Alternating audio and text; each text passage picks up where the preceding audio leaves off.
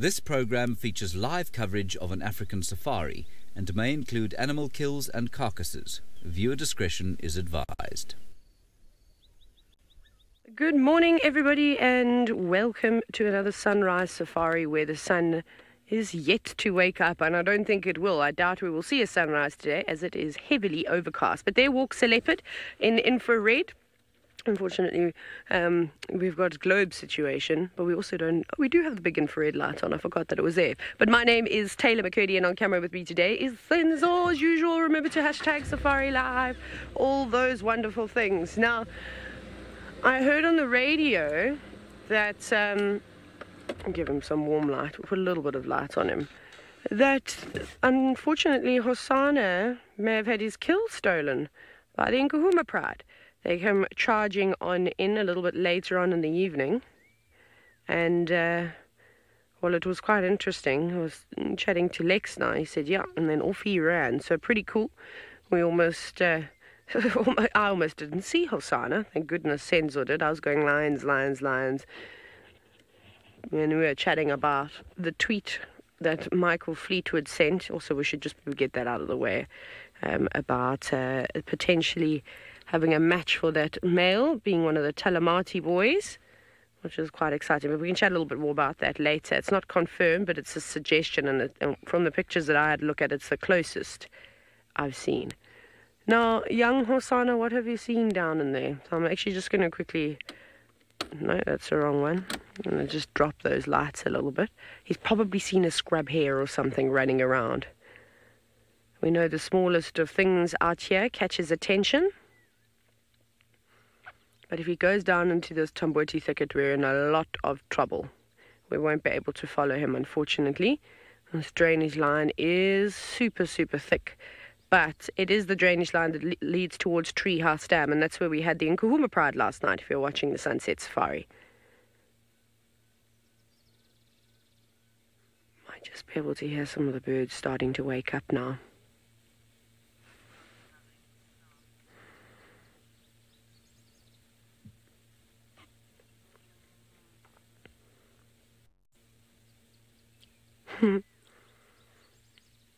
Looking back at the camera, I think he knows. I think he definitely knows he's being filmed. He loves it.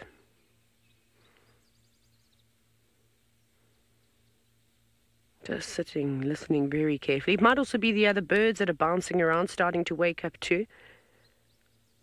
They could be down there. And we've seen, or I've watched how he's burst through a quarry tree before chasing waxbills, which are really tiny little birds. So it wouldn't surprise me as to what has actually caught his attention. I think if it was something like a bigger mammal, so when I say bigger mammal, then I go and I mention one of the smallest antelope. It's Steenbok or a duiker that typically line these drainage areas. I think he'd be a little bit more focused on the whole situation and not standing up like that. Wonderful. This is perfect timing because Hosanna is now disappearing into this treacherous drainage line. It seems as though David is up and it's not cloudy in the Mara, and he's got a beautiful view of the sun. A very good morning. Hello, everyone, and Jumbo everybody, and welcome to a sunrise drive all the way from the Masai Mara Triangle in Kenya. And what a beautiful sunrise to start or open our day on such a lovely Sunday morning. Someone reminded me this morning that today's Sunday and we work together. I do not know how he remembered that today's Sunday. Otherwise, you stay here in the bush, every day looks the same as the other. And look at those beautiful colors there. As usual, my name is David, and on camera with me today is Manu.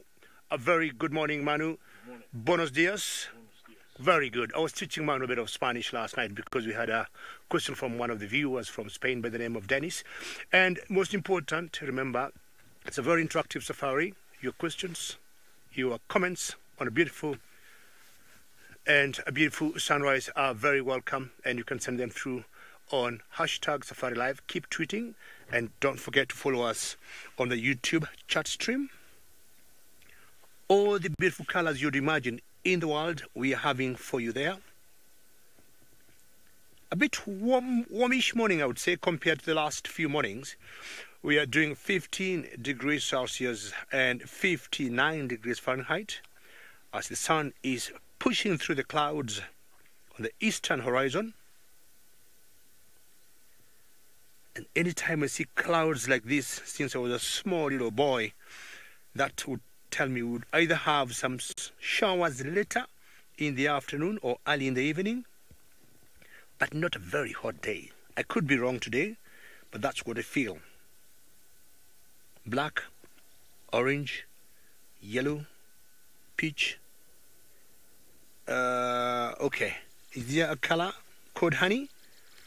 I don't know. A friend of mine by the name of James Henry will always say he can see honey color.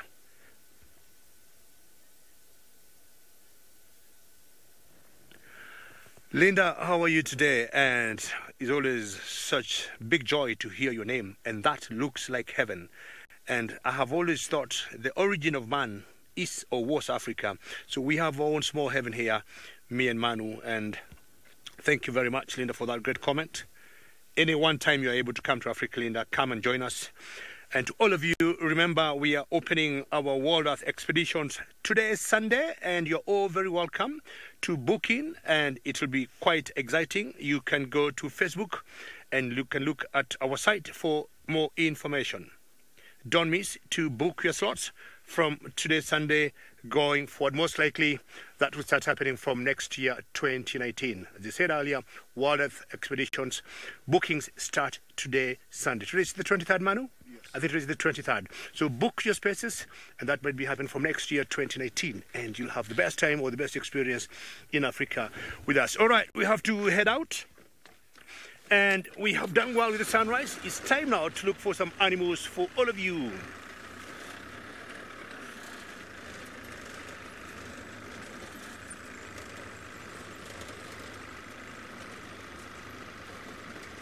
Philip, how are you, Philip, again? Good to hear your name. And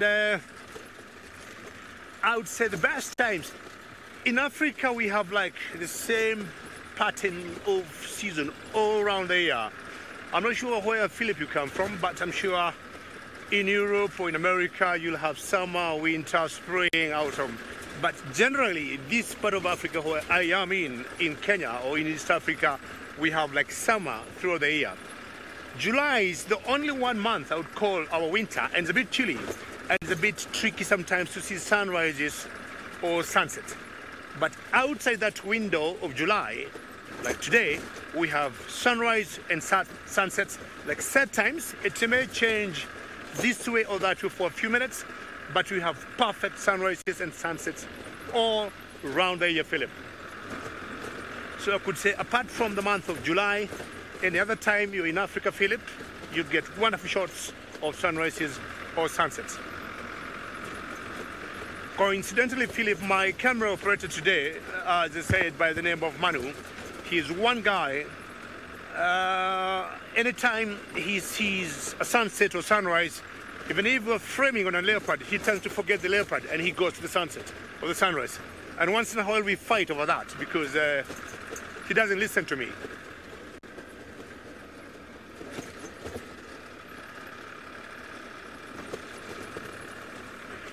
Sherry Levy, I'll tell you, we still have the migration going on, and at one point on our drive today, we are going to swing by that famous river called the Mara River. Sometimes you go there and you'd spend 2 hours. They come so close to the water, have a drink, snooze, smell the water, and then out of the river. And you could be there, good timing and good luck, choop, and they start crossing. We'll see what will happen later in the day, and we'll be swinging there at one point. We could be coming to some nice herd of elephants here. And I'm trying to think what plan I'll have for today, but... And before I reposition myself... All right, we got some nice elephant. Manu, how is that angle? More to the left. You're seeing something interesting here. Manu, tell me. Oh, okay, kiddo, got to move up. How is that, Manu? Okay. Let me back up a little bit. Manu is very particular on the angles that he likes. Is that good? All right. Not only do you have a beautiful sunrise here, but you have an added beauty of a huge male eland there. I'm guessing he's a male from his size and the way his head looks. I can't tell very well, but my initial guess, this is a big bull. Elephants in the background, you can see all the torchwood trees. There's a topi to the left, smallish antelope there. If you look between the ellie and the tree, that's a topi. And all the torchwood trees or the balanites in the background, and beautiful sunrise still pushing up on the eastern horizon. Elephants known to eat lots of food. They may keep eating and eating, and I'm sure they've been eating the whole night. We have always thought 16, 17, 18 hours ellies will spend feeding. So the African elephant, and specifically we call them the savanna elephant, and Nick in the final control says beautiful.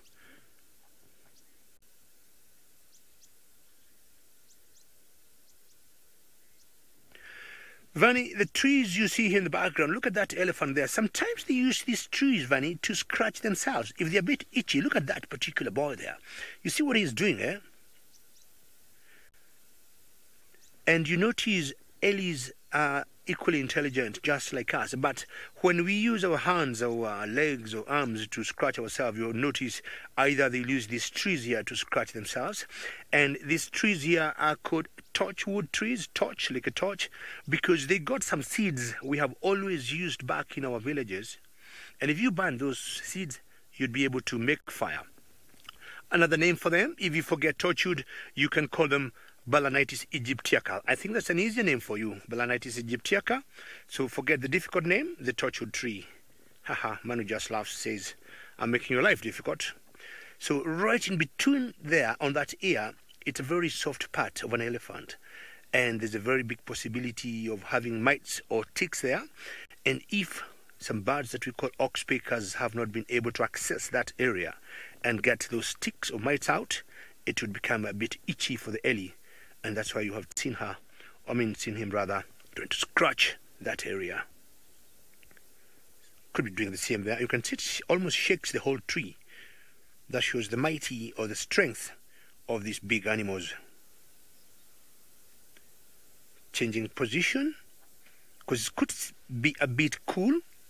So the tree is not, or the back of the tree is not as warm, and I would say it could be a bit soft and not hurting the elephant ear. Elephant's ears are very delicate. We have lots of blood vessels in them, so they have to be very careful. Oops, trunk up. Wonderful. What are you trying to reach there? Look at the might and the strength of ellies, and I can tell you, for them to break such a tree is very easy.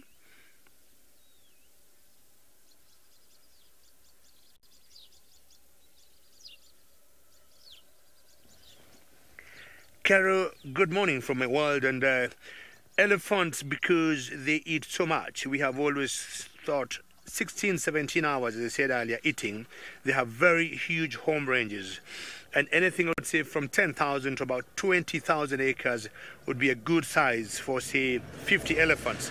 And they'll keep moving from one area to another to make sure they are very well fed. So huge home ranges they have, just to make sure they keep, or the morphology of that body, going. Otherwise, we have had conflicts once in a while when they run short of food, Carol, and ellies will come out of the conservation areas to the villages or to people's homes and gardens, and they'll eat the crops people are growing. How lovely. And you can hear the silence that we're having here. Manu, does that have one tusk or two tusks? Oh, it got two. Yeah, but the left one looked much longer than the one on the right. And just like human beings, we have thought elephants are either right-handed or left-handed.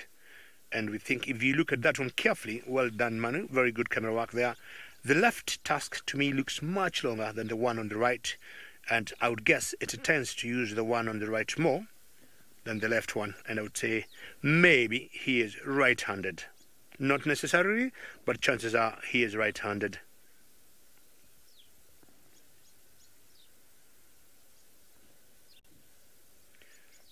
What a lovely sighting. You may spend some more time munching on the grass there, but in the meantime, we got Stivovo, who is making tracks all the way in Djuma in South Africa. Yes, thank you very much, David. I am indeed making tracks. I am out on a bushwalk this morning with VM, the wildebeest. And my name is Steve. Herbie is with us, of course. He's just a little bit ahead. We're out. It's a little bit dark this morning. It's quite overcast. And the colour of the skies making the light very dark. So we've got to be very careful. But anyway, we're going to walk into the direction where Taylor probably had the lions from yesterday in the tracks and see if we can maybe cut them. Herbie reckons just from the angle they were going, we're going to head towards sort of a road called Battalier. They like to move in when they come in from the west. They either come directly through past Voyatela Pan, which is up here, or they go straight through Battalier, Mamba area, back down to the south or into Torchwood. So those are one of the routes, quite popular sort of areas. And if you were with us a few months ago, you might remember the Nkuhumas killing a warthog or two in that exact area. So I drove past that area yesterday, and the pan, obviously, that they were drinking it after that warthog kill is completely dry. Just try and navigate the thickets here. So obviously these animals have to move for water. So we got to check the watering holes. They were at Treehouse Dam last night, so maybe they passed Twin Dams. Taylor's going to tell me what she would like us to do. So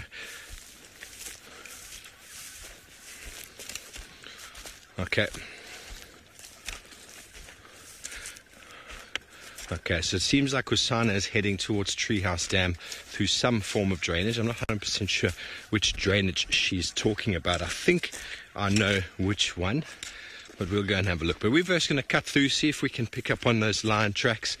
We might investigate, if no one has gone to investigate Hosana's kill. I know he's obviously not on there at the moment.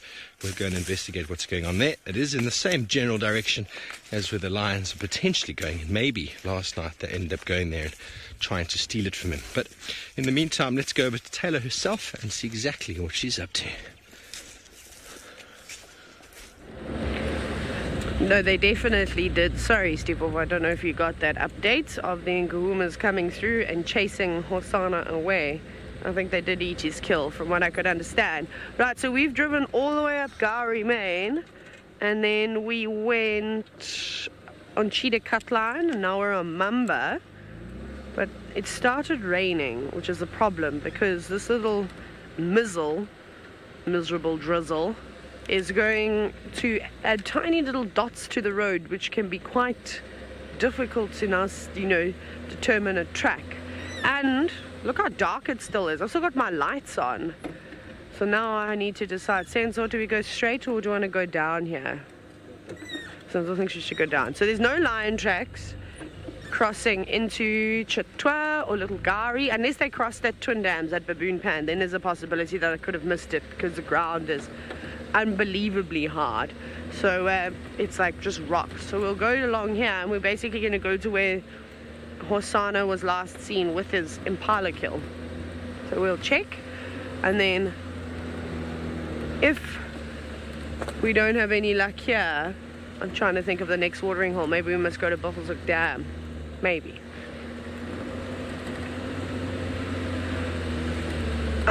Ali, if you've been listening, you would have realized that the lions have already had an encounter with Hosana, or Hosana has already had an encounter with the lions as of last night. So yes, 100%. He is a threat, but he's quick and he's nimble, and he was able to escape all 11 lions, which is pretty impressive. Especially if he had some food around, they could maybe realize that he was up in the tree, if he took it up the tree. I don't know if he did that. The lions can climb trees, so they wouldn't have had too much of a problem. I don't think they would have had too much of a problem climbing up there if it's a tree that I think it was in. I know it wasn't in the Bourbeen that I really want to see a leopard, and it was in the Saffron. Right. Now, animal that I did see crossing over into Chitwa was some buffalo, and that's what the lions like to eat. So maybe they have gone that way, but David, however, has got buffalo and no lions. Well, Stivovo, I know when it comes to tracking, you're very good, and chances are you might be able to catch up with the Nkuhumas that was spotted last night. Nokohumas, I know, is such a strong pair of lions. They have been able to bring down buffaloes, and we got a huge herd of buffaloes here.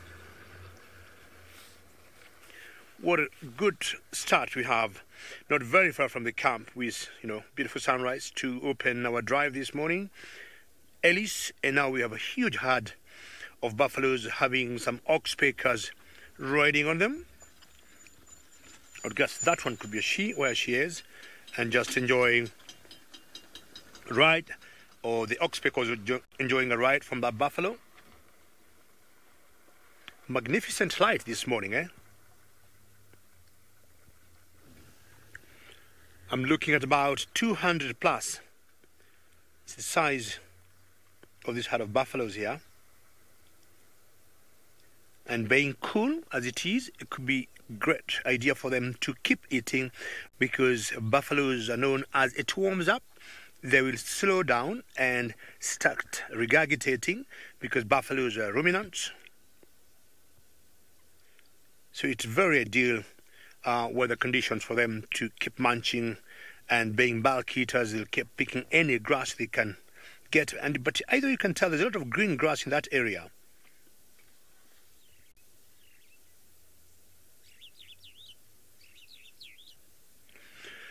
Thomas, that's very good to hear, and I'm sure, Thomas, that buffalo is saying a very good morning to you from the Mara Triangle in Kenya.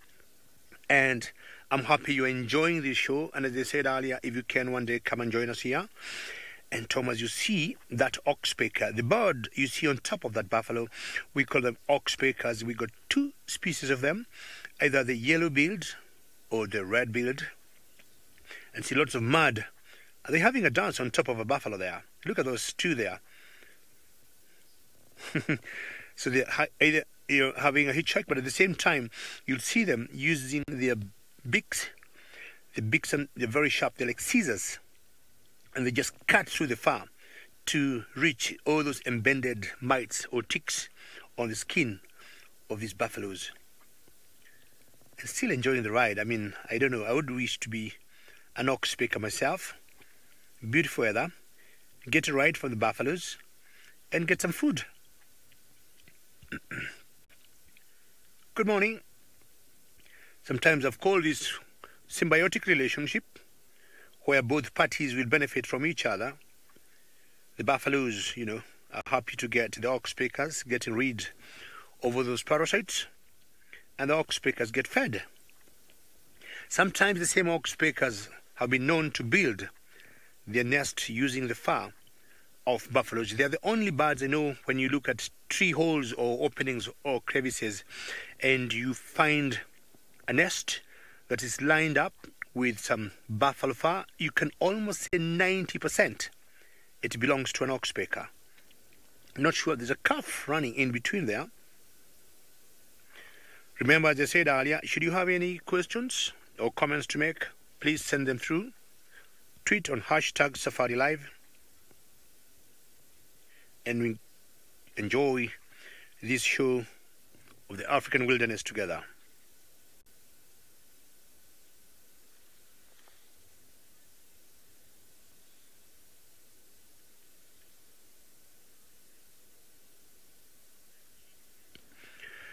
Francesca, I would say here we are in the Mara. The yellow-billed oxpecker is in bigger numbers than the red-billed oxpecker.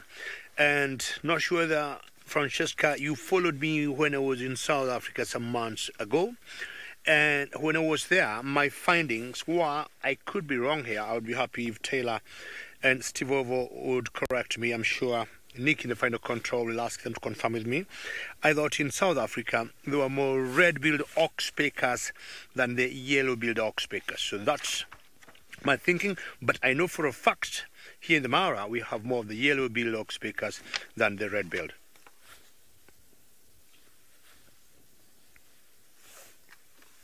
Great light, and all that tall grass you see there is what we call the red oat grass, or the Mediterranean. Yeah, and Nick also confirms to me they are pretty hard to see the oxpeckers in Juma. So we are so lucky here. We would see them almost, I would say, every day we go out, especially when you follow these big herds of buffaloes.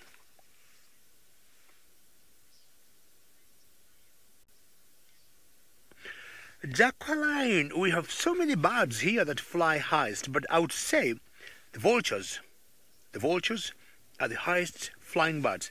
And one particular called the Rupel's griffon vulture. The Rupel's griffon vulture flies the highest in Africa, and they have been known to go like 30,000 feet above sea level.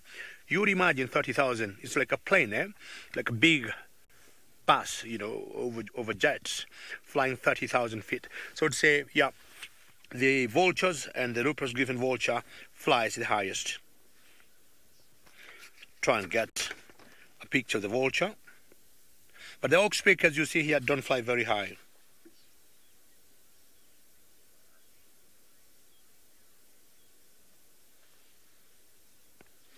Tristan, I mean, you couldn't ask for a better working office than where me and Manu are. Manu, do you agree? Manu says 100%, I might say 150%. And this is something you want to do every day, all the days of your life.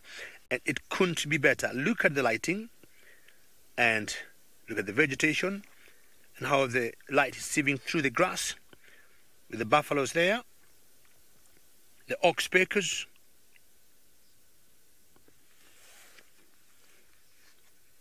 Fantastic. When money you can, not now, I'll let you know. I'd be happy if you could come to me and tell me. I want to show really one of the highest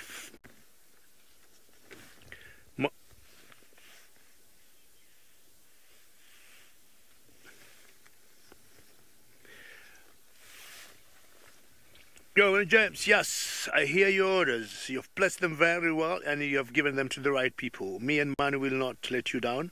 Hopefully we'll see the lion cubs at one point and the famous Kenya cheetah. She wasn't seen yesterday, maybe 2 days ago, but in the meantime we'll be heading that direction. If we're lucky, we might see it.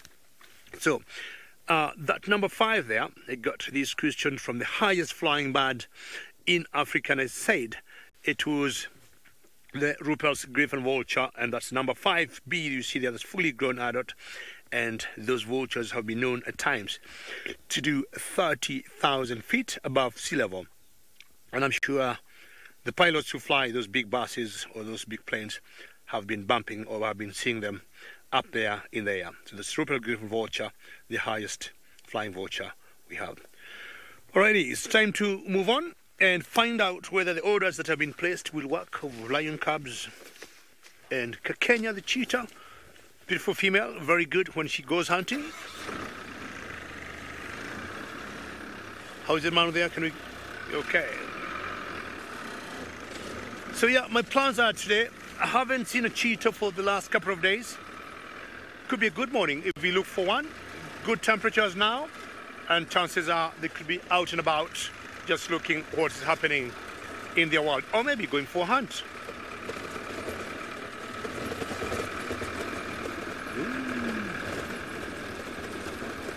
Sorry, I have an issue with my earpiece here. Just came out.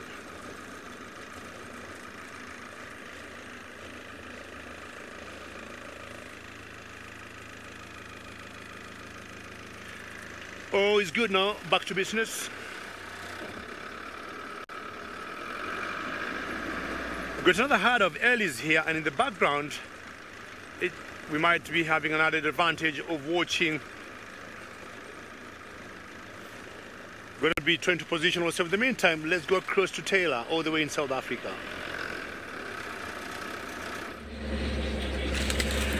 Right, so we're in the Mulwati at the moment, looking around. We've got no luck. I have not seen any lion tracks or anything like along those lines this morning. It's like it's going to be slow on the lion front. I just don't know where they've gone. But I imagine as they were being followed last night, they would have had their entourage of vehicles. So if they were following them as they were walking ahead, and they were behind the lions, they were just driving straight over the track. So it's a mystery as to where they've actually gone. I've now hugged the entire river line where they might be if they went south. Now We'll probably just quickly check wind dams, but I don't think there's going to be much. I'll be surprised if there's anything up here. I mean, I'd like for there to be a pride of lions laying about, but the chances of that are very slim. No, nothing.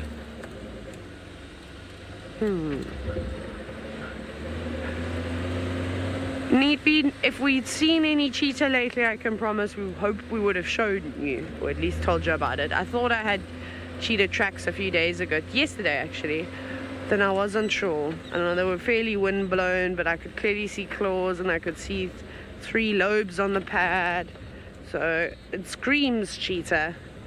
So I don't know if with all the lions and things like that moving around at the moment, one got shuffled about, and it was in kind of an area where we'd seen them before, but the tracks moved out of the property. But no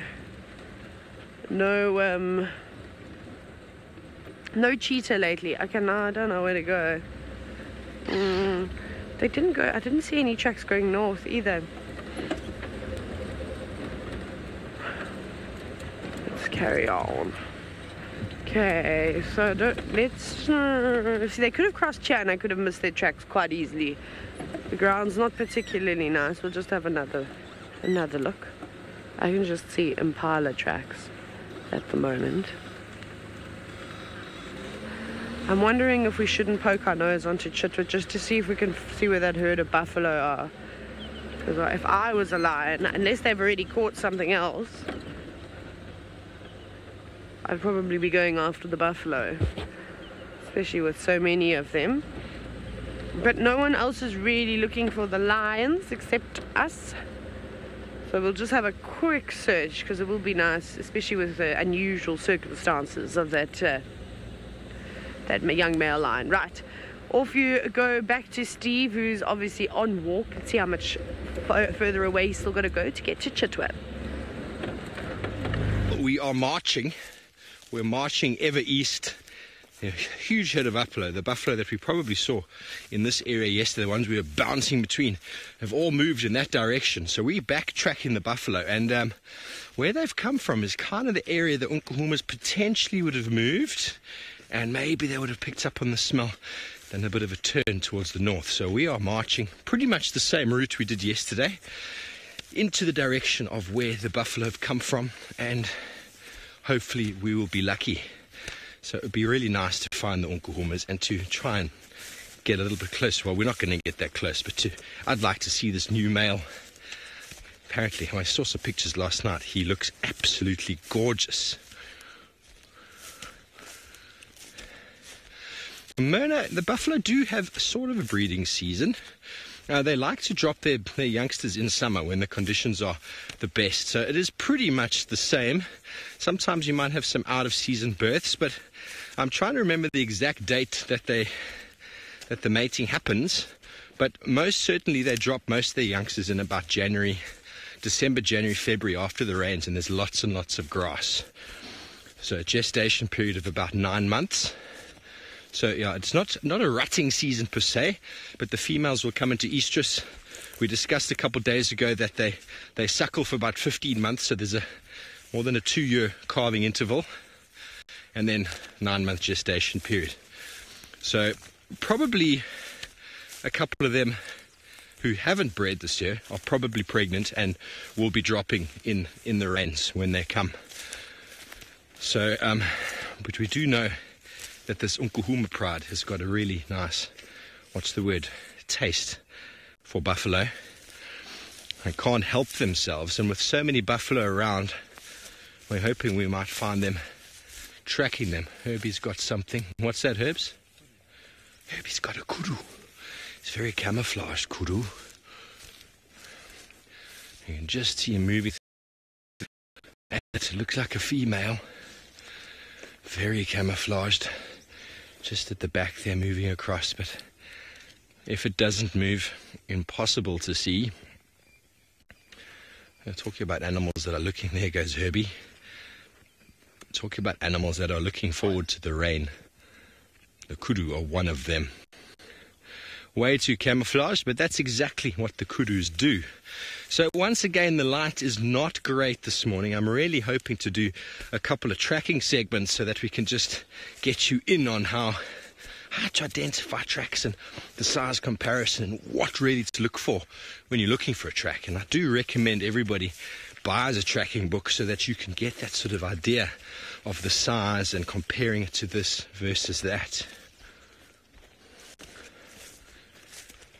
Svi, you want to know how many miles we walk as a guide? It really depends on the walk.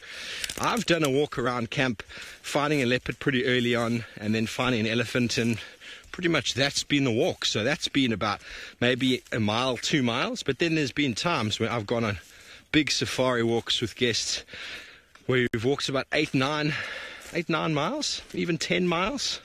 So it really depends on the day. We don't cover too much of a distance in Djuma. Invariably, we could probably cover between 3 and maybe 4 miles on your average walk. It depends on how we're feeling, how energized we are, and what we're looking for. When the wild flowers are out, well, walks are going to be a lot shorter. But at the moment, it's very dry. There's not a lot of content around, so we walk quite far to try and cover ground, and we are tracking. So invariably, we need to find where the tracks are, and they're all a little bit far away from camp.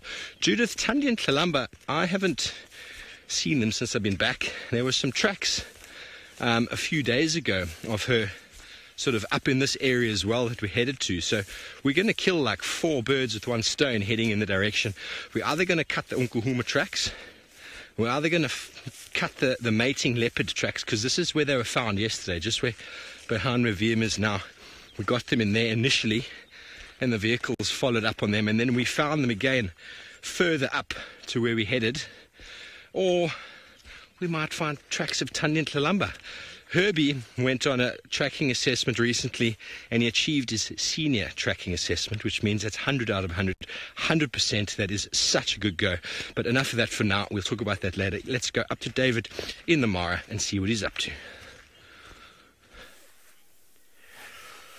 My very best, Steve, and I'm sure on your tracking you'll surprise us at one point, as I'm surprising all of you with a male lion. And look at that king of the savannah. Where is your mind, and what are you thinking, and where are you looking?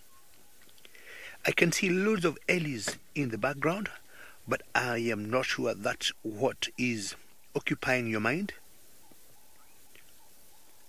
In the background I can hear some jackals. Or basically, I know for a fact you're enjoying the sunrise. Nikki says, awesome. I'm sure some of these lions, she knows them. Nikki is in the final control. We have what we call the triangle boys. Triangle boys, like we talk of the Mara triangle. And it's always a coalition of 3 males. And maybe could be maybe one of the Quechua males. We'll be finding out as we look at him closely to confirm whether it's what we call the Quechua males or the triangle boys. The triangle boys are always 3. Cool.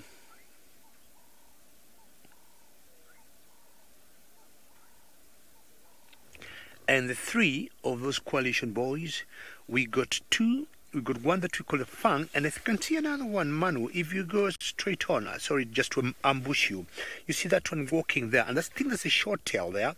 They're always 3. Thank you very much, Manu. And I think that's the short tail. I mean half tail, sorry. And the other one is the fang. And Manu, you're going to remind me the name of the 3rd male.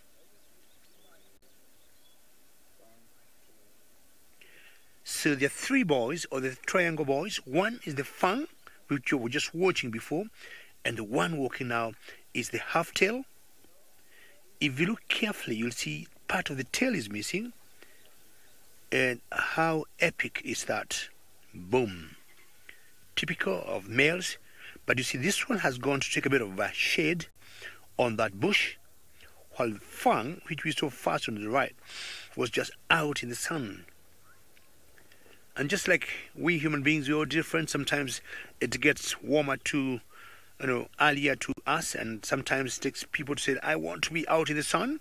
So Half-Tail have decided to stay on that shade while Fang is still out in the sun. So what we're going to do, we're going to move forward a little bit and see whether they can reposition ourselves and find out the third one. They always go as three boys: Half-Tail, Fang, and one more. Maybe you can have a better look or view of Fang by the face. Manu, tell me, keep going. And we'll have a look at the Half-Tail, which I think is the very, of the three of them, friend of mine there, I think Half-Tail is, I would say, he got a character. If you look at Half-Tail himself, he got a character when you compare the three boys. Why don't we go around the other way? Yeah, let's try and pass some vehicles in front of us here to give you a wonderful angle, and you'll be happy. Maybe you'll agree with me. We saw Fang earlier, and now what we are looking at is Half-Tail, and I want you to tell me, that's two-thirds space, you tell me which one has a better look. Hopefully you'll also see the third one, which you have not been able to locate at the moment. So let me just pull my... Manu, hold on. Are you holding on, Manu? Tell me when to stop and where. Is that good? Manu says that is good, but I want to ask all of you, between Fang and Half-Tail, which one you think is most appealing. And just look.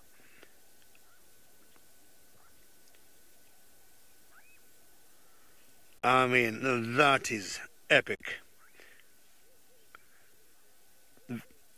Very good, Nikki. You're very welcome. Nikki says she adores lions, and who would not love to see such a very good-looking male of a lion like this? He is getting, a bit of attention of some jackals from a distance, and I'm not sure what those jackals are after, or they could be a killer around here. But look at that face. Look at the mane. It's very still now, not any sign of wind, and he just, moving the ear a little bit, maybe to pick any sound. Lots of doves singing for the morning. Good morning, sir.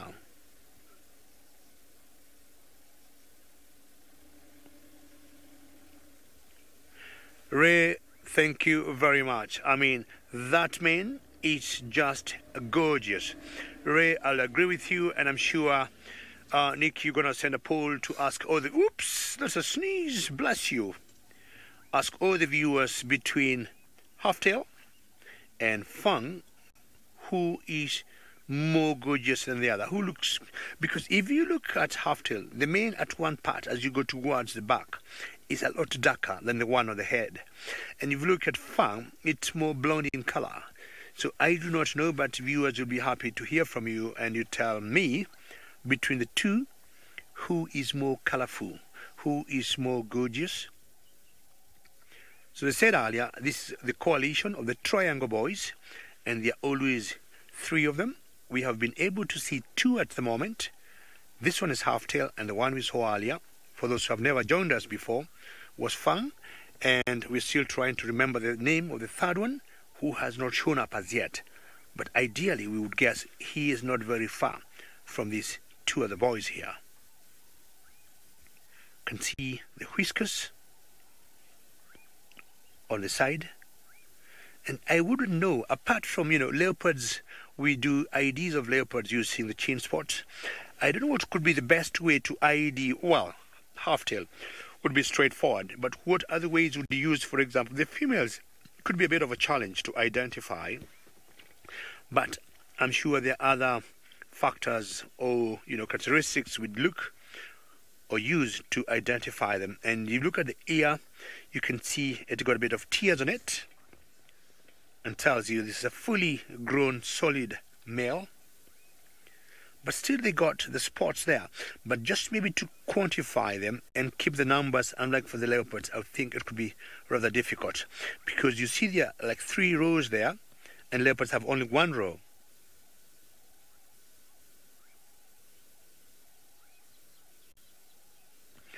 Okay, wait, Manu, how do you think Half-Tail would be? I mean, I would say he is over 10. Say that again, Manu? 10 plus. Yeah, I mean, yeah, Manu agrees with me. I would say he is over 10. I wouldn't say 11, 12 or 13. But definitely, from the way he looks, he is definitely over 10. With the lifespan of, 12, 13, 14, 15 years, I think he's fully grown and he's just turning around to look at Fang and finding out what Fang is up to or where Fang is looking. Look at that beautiful man. Personally, I want to say between the two, Fang and Halftail, he is pretty gorgeous. Nothing against Fang, but he's quite majestic.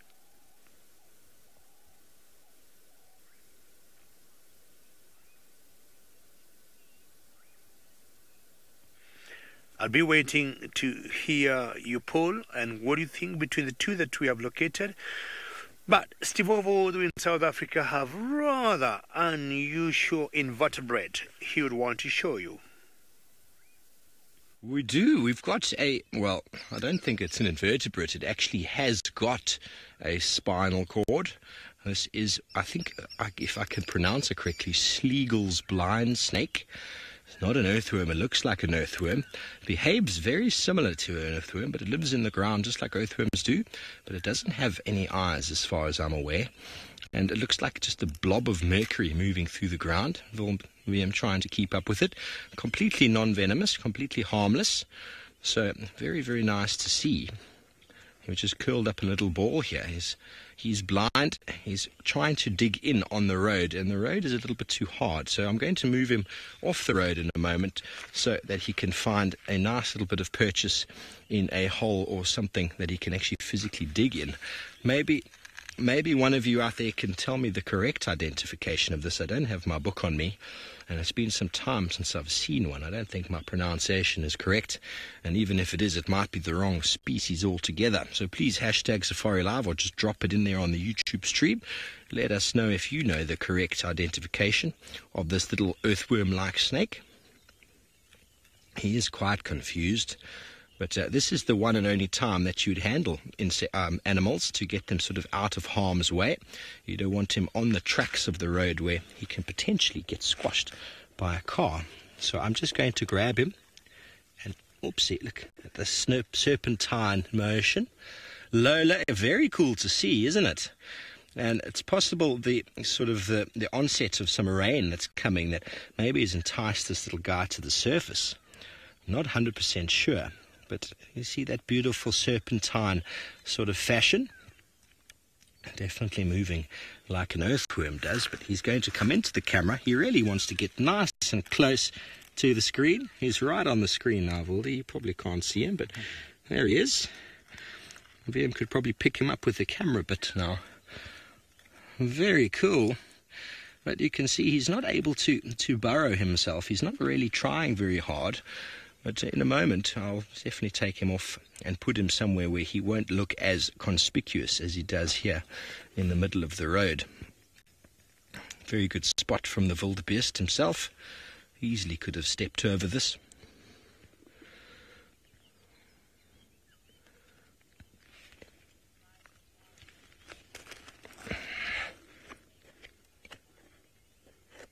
My safari worms give you the creeps. Well, I'm not going to touch. See how he gets a little bit, not agitated, but he's trying to just find his way away. I don't want to touch him with my hands because I've got insect repellent and things like that on me. So he's very difficult to catch with my little stick. I'm just going to move him to the side of the road. He really wants to go into the road. There we go, buddy. Go there. That's perfect. And now he wants to attach himself to the stick. That's the way it works. So now he's on the ground. He's probably going to be able to bury himself in there soon. He's feeling a little bit more sort of covered and out of the way. So very, very good. But it seems like we are going to be looking for lions, but David has already found some.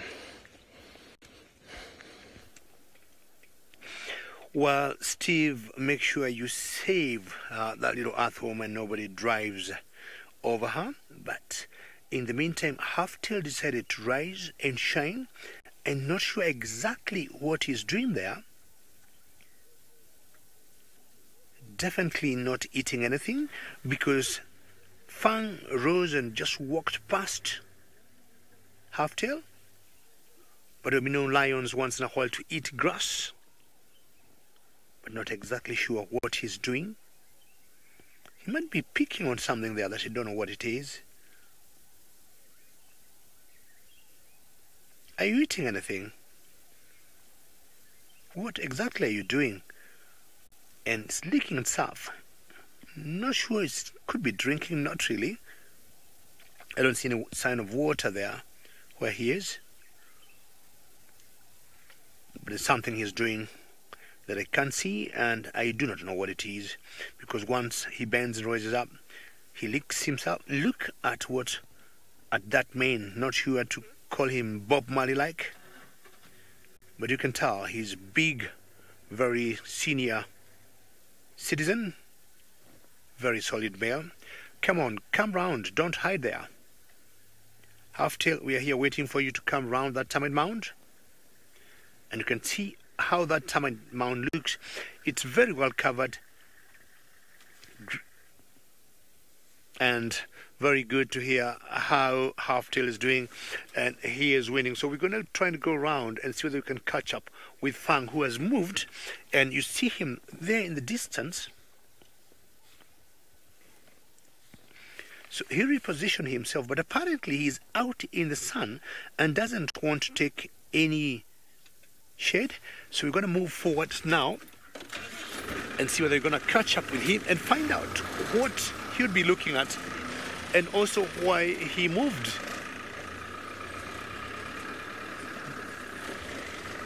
Not sure if there's anything he saw there, but in the meantime also we are wondering where the third member of the coalition boys is.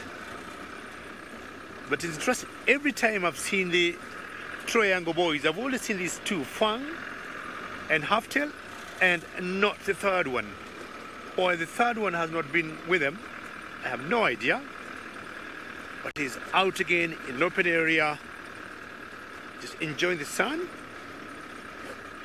And I'm sure Nick in the final control would love to see the third one. Why don't you go around this car, or do we stay here? All right, why don't you just go around this car here, so that we can see the face, right to us. And I think the best part of a lion to me is the face. Any part of the body is always good looking, but the face comes out more appealing. So Manu, let me know. Take a bit of a left here. Keep going. So there. Okay. Okay. Let's see what camera Manu will do. And look at that. So the direction he's looking at is looking at Halftail. Maybe he wants him also to come to where he is. Not sure to say that's Blondie looking like mane, and Halftail is on the way. But it seems to me Halftail is preferring more of shade than being out in the sun.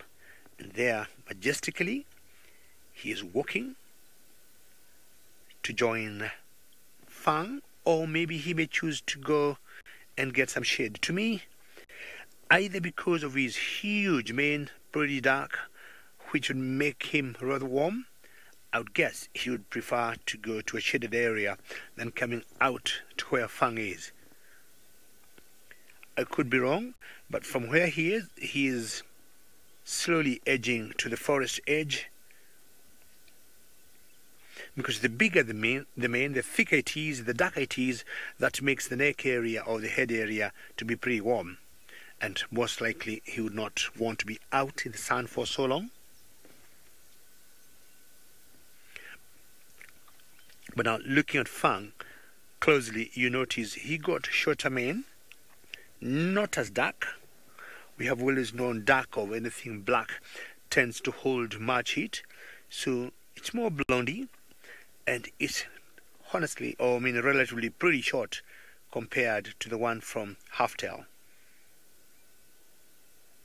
And he wouldn't suffer as much as Halftail in terms of being pretty warm. Look at that beautiful canopy of trees, all the swifts flying in there. Manu, you are a magician when it comes to camera work. and I'm sure nobody going to ask me what swifts those ones are, but I can tell you they're swifts by their pace and speed. Excellent work there. What I can tell you, they'll always catch their food in flight. So you see them there, anything flying, an insect, it'll be very easy meal for them to catch. They've been also been known to get dust or any, soils flying up in the air on their beaks, which they would use to construct their nests. And as the name suggests, you can see how swift they are. Fly, catch food. So those trees are very good. We have seen a few hornbills in that tree line there, especially the black and white cascade hornbills. We saw a pair the other day.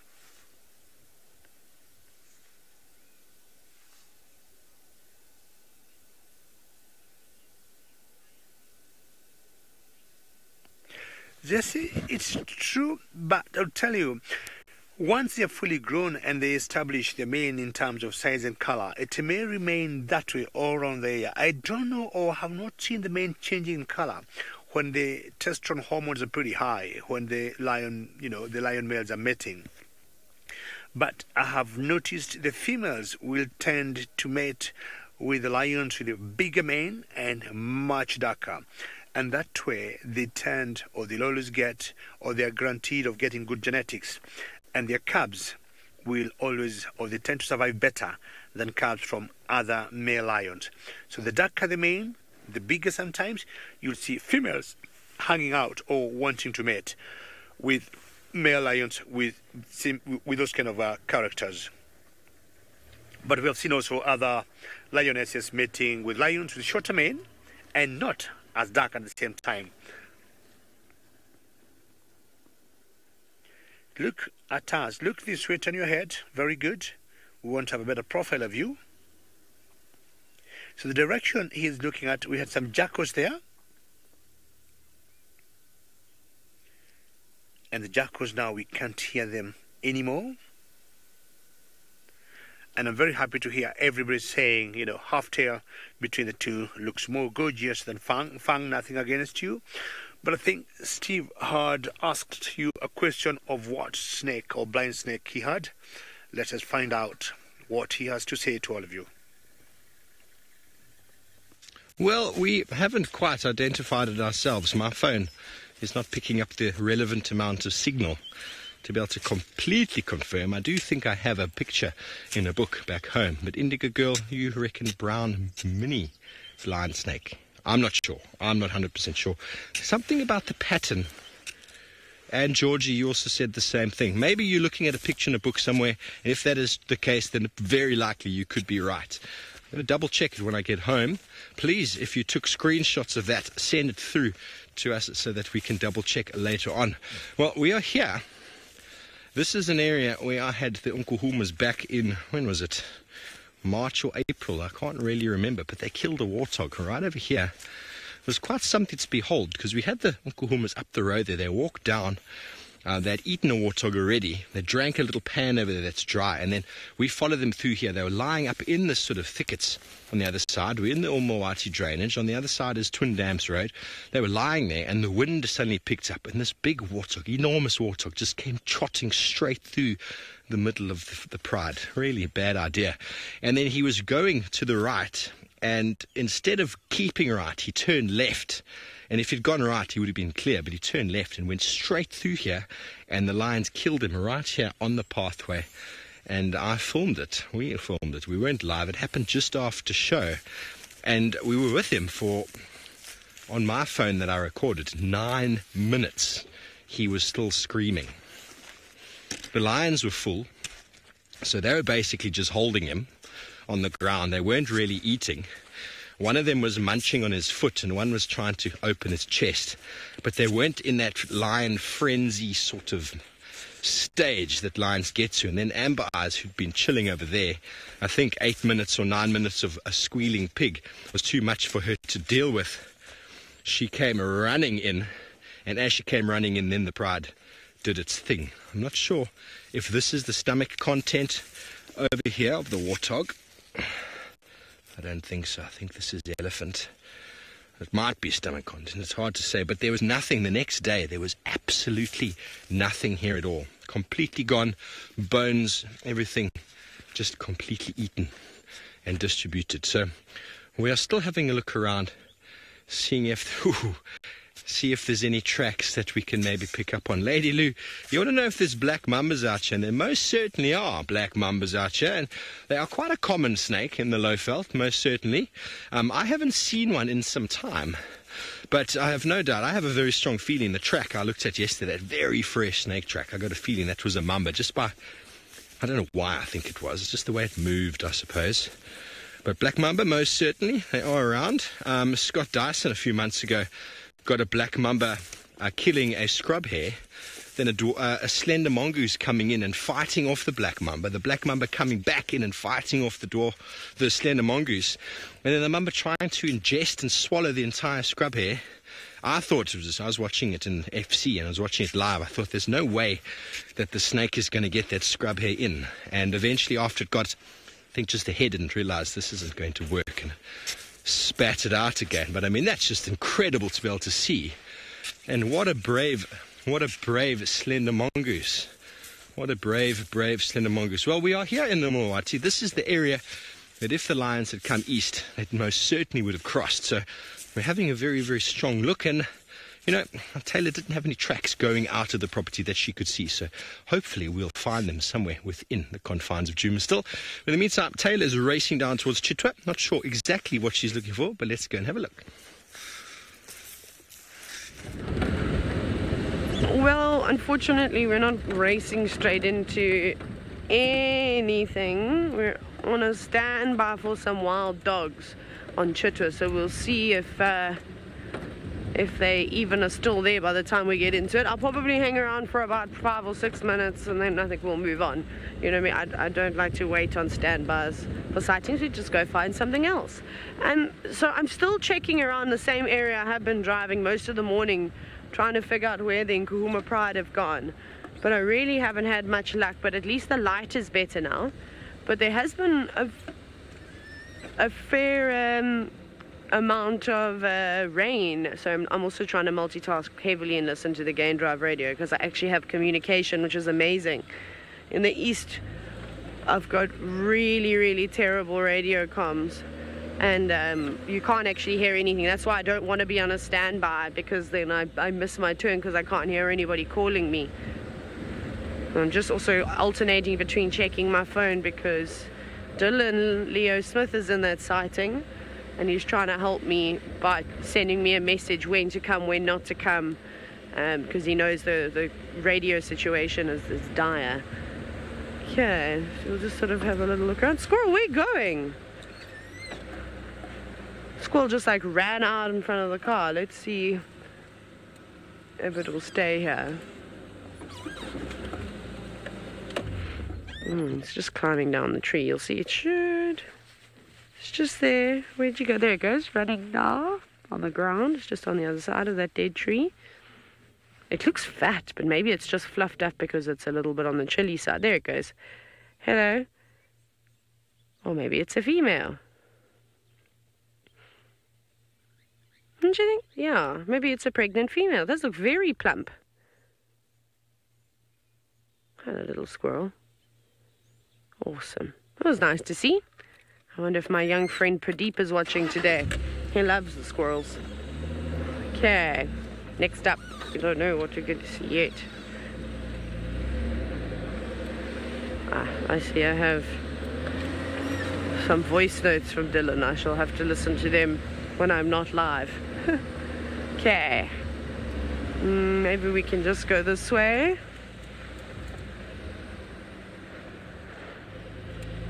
Now I've completely lost. Oh, there's an owl. It's just flown and landed on the tree. Yeah, I'm going to try and listen to this voice note, but I'm going to listen to it in my ear, because you never know what people are going to say. I can hear people trying to call.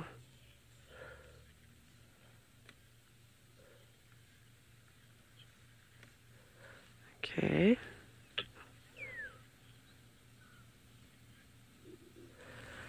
There we go. I'm Sorry, I'm just checking. How cool is that? Listen.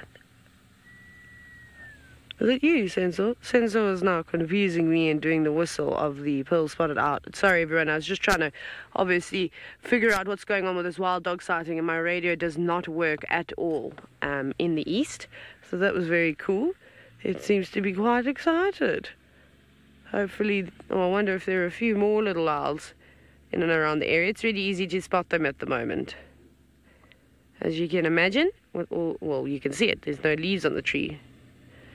But what's it looking at? Looking down straight onto the ground by the looks of it. Maybe it's seeing some insects or something moving around. Looks very excited.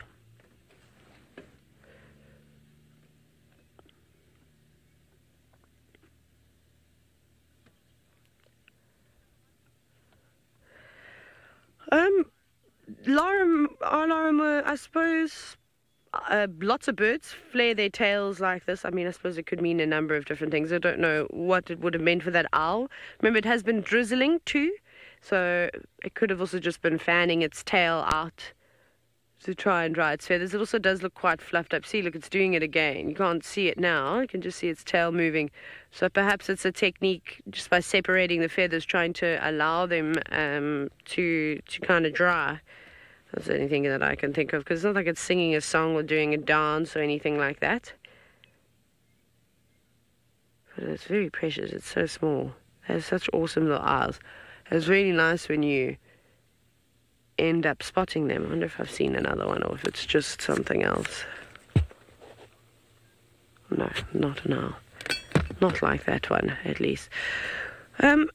I'm going to hang around for 2 more minutes, but I don't have any radio comms, so I'm not going to hang around on Chitwa to potentially get into a dog sighting, I don't know, that we can't even get into. And yeah, it would be nice to see them, but like I said, I think I'm going to end up having to phone Dylan or something along those lines just to get some idea of how to get in or where on the standby we are. Right, well, we'll try our best to get into that dog sighting. Off we go back to Steve to see if there are any more clues on the Nkuhumas.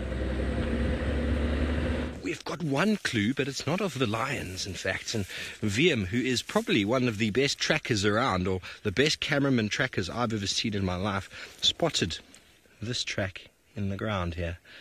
I wonder if you can see what it is. It's very small. If I put my knife down there, it's not easy to see. I'm just going to grab a little bit of a torch to show you, because this is the tricks that we have on days like this when there's no light. I just have to quickly find my torch. Sorry about that. It's not doing anything. There we go. Very hard to make out. But I mean, it's even hard for us to see. There's a toe, and there's a back pad over there. There's a track of a female leopard. Very, very difficult to see. But VM saw it himself because, you know, I think he needs to go for the senior assessment, tracking assessment shortly. Just like Herbie, to be on the top rung of trackers in South Africa. It's a very good achievement. But these tracks are headed back up in that direction onto the road of Battalier. But we're going to just continue on and see along this drainage to see if the Nkuhumas are not crossed here. And we're just going to keep following on what we were talking about before. And if we don't find anything, we'll come back, see if we can track her to wherever she's gone. She's heading back sort of up there the way we sort of have come. And hopefully we'll get some activity soon. It'd be nice to find the lions. That's the initial thing we started on. But seeing as we might not find the tracks, we'll just turn around. Sorry, Safari Grandmother, you said something about house cats. I didn't get all of that, Nix. Oh, you want to know if leopards do this kind of thing? I've never really seen them do that kneading thing that they do. That's something in response to trying to get milk from mum's belly, and something that most domestic cats don't really lose. They kind of keep it for a long time, and my cat used to do that on my leg as well. And it's also a way of sharpening claws. Leopards and lions will sharpen claws against trees. It's actually quite nice to find a tree. There's a tree down here trying to think, yeah, it's a little bit further down, that there's actually some claw marks of from lions that have gone and done that. They'll scratch and rub their face on there. Leopards do a very similar sort of thing. There's glands on the side of the face. You've probably seen cats at home doing the same thing. I absolutely love it when my cat used to walk up to the couch and rub its face, and then it would walk up to the curtain and forget that the curtain's not solid and would fall over on its side in its need to rub against something. So I've never seen a lion or a leopard physically doing that kneading like a normal domestic cat does, but they definitely do scratch up against a tree, and that's to get any of the debris out of the nails, clean them, sharpen them, because their nails are very, very important for leopards anyway, for climbing, and lions also, as well as leopards, for catching their prey. So they need to be nice and cleanly sort of manicured, because bearing in mind those cats do not have what we call retractable claws. Their claws are by nature, they are in, and they come out under pressure. What have you got, Herbs? Okay. So now we can actually smell them, eh? This is fresh. This is very fresh. This is the mating pair of leopards that we've got over here. Tingana. Here's his track here in the soil. Also, once again, not very easily seen, but from the size, it's the size of the knife. There's the back, there's the front, and the body was lying at the back here. A bit of a body, more body movement over here, and the female was in front of him. So they mated right here in the riverbed. There's actually that rotten meat sort of feral smell. You can actually smell it on the ground. We walked into sort of this, so I reckon this could be quite fresh. I drove this last night, so 100% in the road. That female could actually be the other female. Might not be Tundi, female track, but maybe it is Tundi. Maybe she came to watch. We don't know. We don't know what she would do if she got involved. But anyway, we're going to go back up to David in the Mara, who's having more luck with us, with animals this morning. I think he's still with his lions, but I'm not sure. Well, good luck, Steve Ovo, and I'm sure you might surprise us with a cut, maybe the first cut for this morning from Joma. And we got a kukal here, and this is what we call a white-browed kukal. White-browed kukal. We are not very far from where she is. I would say about 8 meters. I would say 8 meters. She's very still, holding for her dear life because of the wind. But if you look carefully, she is on those dead sticks because she knows she is blending in very well there. And she has to blend in or to hide away from the big birds of prey, like raptors, like eagles that have been known to go for birds like this. The martial eagles have been known to hunt kukals, so she has to put herself in a very strategic place where she will not be spotted. She got a very interesting sound when she calls, maybe either for mating or for territory, and it goes something like I don't know how exactly to say it, but how it sounds when you empty water from a bottle. That's the call they make, and sometimes we call them the water bottle birds. We've got different kukals in the Mara. This is the one that you see more often than the rest. And then there's another one that we call the black kukal that we also see in the Mara, but this is the one that we see every other day.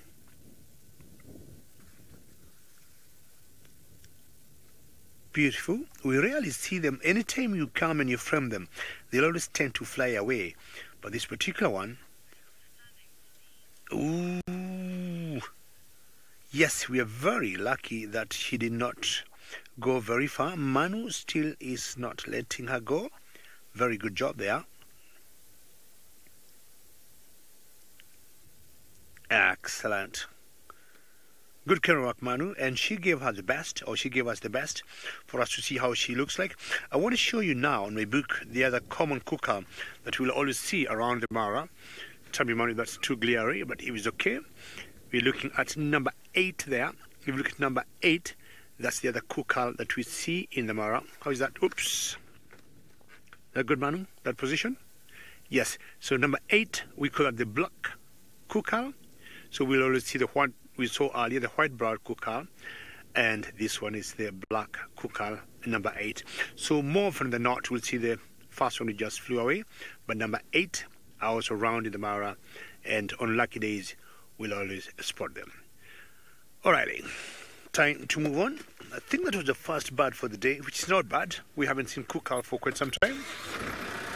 So, man, before we leave, I just want us to pan and show this beautiful Mara. And sometimes I'll always just stop the car and enjoy the great views of the Mara. The Mara got habitats that you'll never see anywhere else in the world. The openness of the grassland,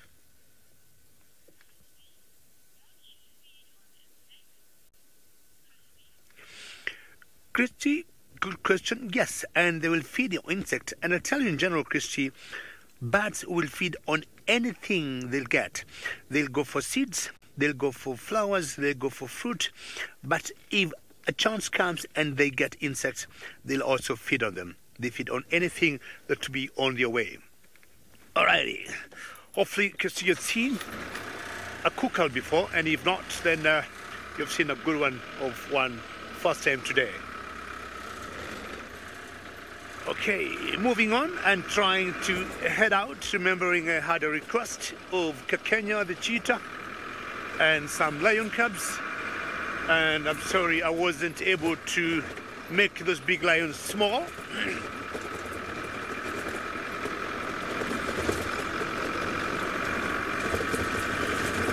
Mark, yes, the Mara always seems endless, and if you look, you can always see the openness all the way, if I may stop there, to the horizon. And you see what I'm talking about. Because neighboring the Mara, we have another national park called Serengeti, and that is in a country called Tanzania. And Serengeti translates to endless plains. So the Mara and Serengeti, I would say, is one and the same ecosystem, managed by 2 different governments or 2 different countries. But it's one habitat that when you look, Mark, like you can see there, there's nothing, there's no what I call visual pollution. It's just a tree here and there, and these trees, we call them the torchwood trees or the balanites, but you can see all the way to the horizon without anything coming on your way, Mark. And just to justify that, that's exactly what man is doing.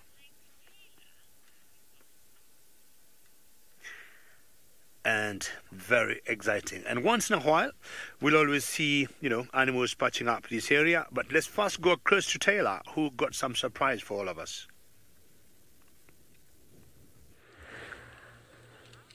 Look at what we've got finally. We managed to get on in. So that was quite nice. That worked out quite well. There's just 3 wild dog adults here. And then a hyena who's crunching on something. So I'm assuming that the dogs have made a kill. You can see the hyena just here. You can hear it. Can you hear it crunching?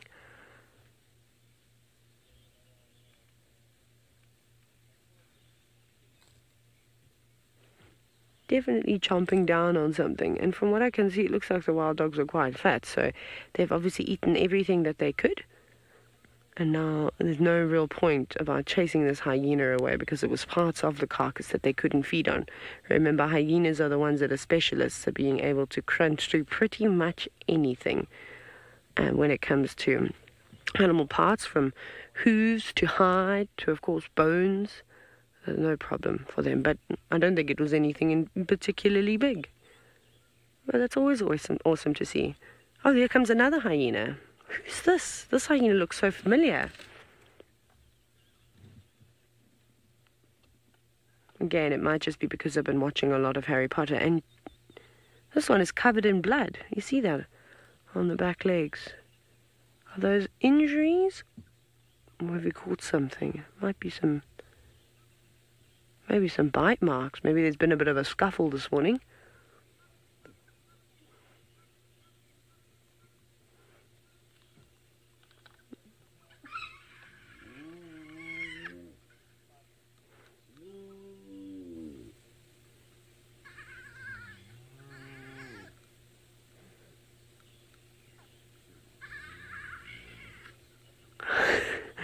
A little bit of a greeting ceremony.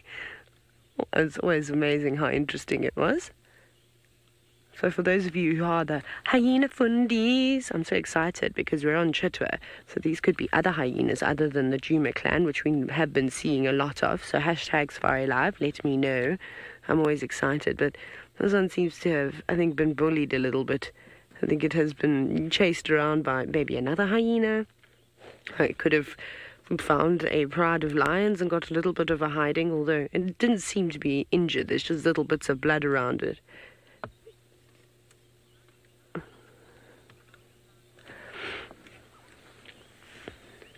Now, Yvette, I completely understand why you are surprised that the wild dogs are not interested in the hyenas. The wild dogs are actually running off at the moment. Again, I think it's because they've eaten every bit they can. They've utilized the entire carcass. You can see, look, they've got full bellies. So there's no need for them. Did you not like that stick scratching you, wild dog? The way that went back and bit it, that was quite funny. Like it's smelling scent marking up on, or at least trying to pick up on something that has scent marked, and maybe playing around a bit. So sorry, Yvette. So yeah, so there's no real competition. Those dogs can't utilize what's left of the carcass, and they've realized that. So that is the reason why they're just letting the hyenas carry on with their day. Or maybe they'll come back, because the third dog that was further ahead of them is actually turned and coming back in our direction, which is fantastic. Great little interaction between these animals. Now, one thing we will have to remember is that in this area there are a lot of safari vehicles, lots and lots of them. So we won't be able to stay for too long, but we'll be able to stay for a little bit longer. But I know there was quite a long lineup. We were on standby 2, and then by the time we came in, there were already 3 more standbys. The dogs are on the go again. Look at this hyena's not so sure about the cars. I'm going to just creep on slowly. Who don't you like on the vehicle? Senzo, are you scaring them with your big black coat today? Maybe you look like a bear. Look, it does look like it's actually looking at you, eh, Senzo?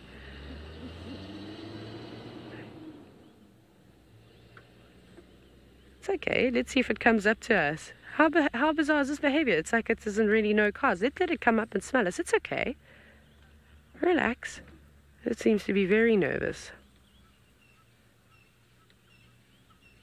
Just gonna sit quietly. Oh.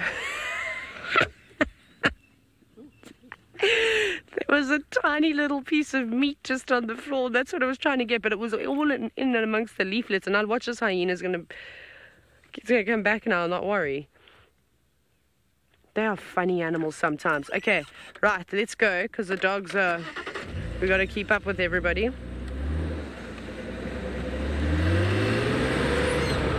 Okay. I love the hyenas. They are so funny. Sorry, I just now need to... Jamie, I'm still here. I was still just watching the hyenas. What direction did they... Oh, okay, never mind, I got your visual. Sorry. They've just assumed I've left the sighting because I dare linger with the hyenas for too long, because they're not as interesting as the wild dogs. Cool. So they're going up this way. I think they've... I don't know if we'll get another view now. It seems like they're running again. Let's hope they go towards the airstrip, actually. Jamie, do you have a visual of them? Are they going towards the airstrip?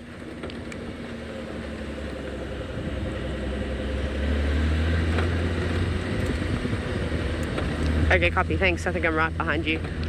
Okay, so the dogs are not going that way, which is the way I wanted them to go. That's towards Cheetah Plain. Oh, there they are.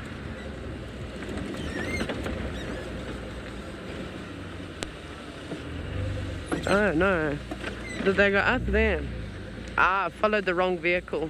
This guy also sped off and left the dust, so he was after a water bug. I don't know if we're going to get a view of these dogs again. We can try.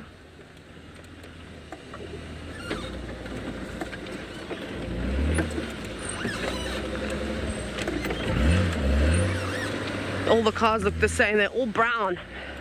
Okay.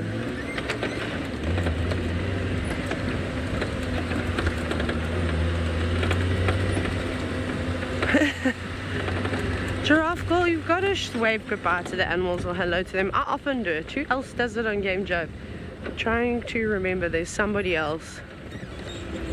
Okay, we're gonna go down here. Nikki, we might get some bad signal. Just this is a spot where you often go, I've lost your picture. Well, we're getting to it in a minute. You're gonna try and keep up with the dogs to get another view. Okay, I see their tracks, but they're apparently going straight towards Cheetah. So I have to Ferrari Safari there. Yeah, over the bumps. There's also lots of soft sand, so you kind of slide around a little bit. Okay, so apparently we must just get to Cheetah Cut Line. Okay, well, we're going to try and get you one more glimpse of these dogs before they cross out. Off you go, back to Steve Volvo, who's staring at a tree.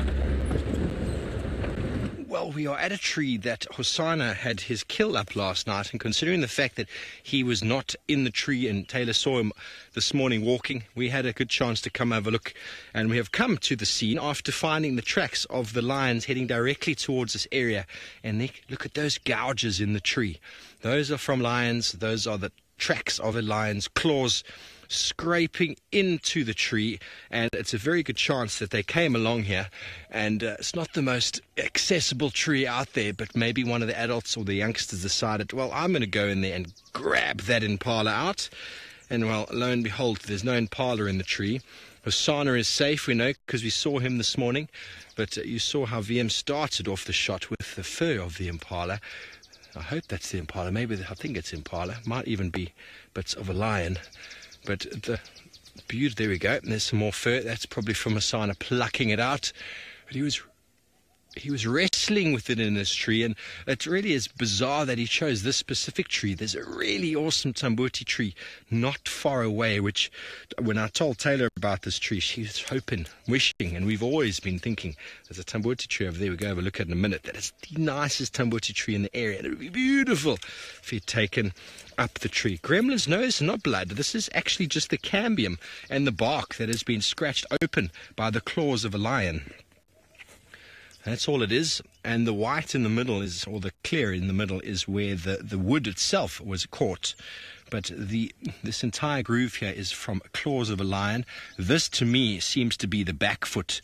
It's a little bit more awkward than the front foot, but the front foot would have got him up, or it up the tree, and then once it's up the tree, they were trying to wrestle and try and move around.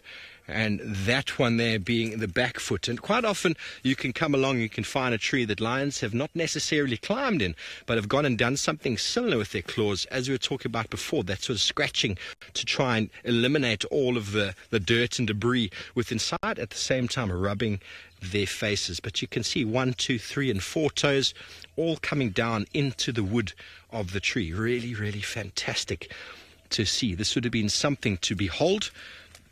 A lion either stands at the bottom and looks up dauntingly into the tree, or it just goes full leather straight up. And it looks like this is probably exactly what happened. My safari, those claws would rip you apart. That is what they're designed for. And when you look at a lion, they've got the 4 toes in the front, and then the dew claw is actually up here on the wrist. So when a lion, you look at their wrist, and their wrist bends, but the dew claw is over here. So they're able to actually go around the animal's rump, and then the dew claw hooks like this way. So it's like a vice. It latches on like that. We don't have that sort of strength because our thumb is over here, but their thumb or dew claw is over here above the wrist. So where it bends like that, they're able to actually latch around and get that really nice purchase. Really big claws. As VM was saying to me, it's interesting to see how wide apart those claw marks were, because when we look at their tracks on the ground, the lions are moving quite delicately. You know, their feet, they just put their foot on the ground. I'm trying to find a track. There's lots of hyena tracks around. No doubt we will find the lion. Yeah, they are here. There we go. Here's the lion track here. There's the toes, 1, 2, 3, and 4 with the back pad. Can you see that there? So there is like that.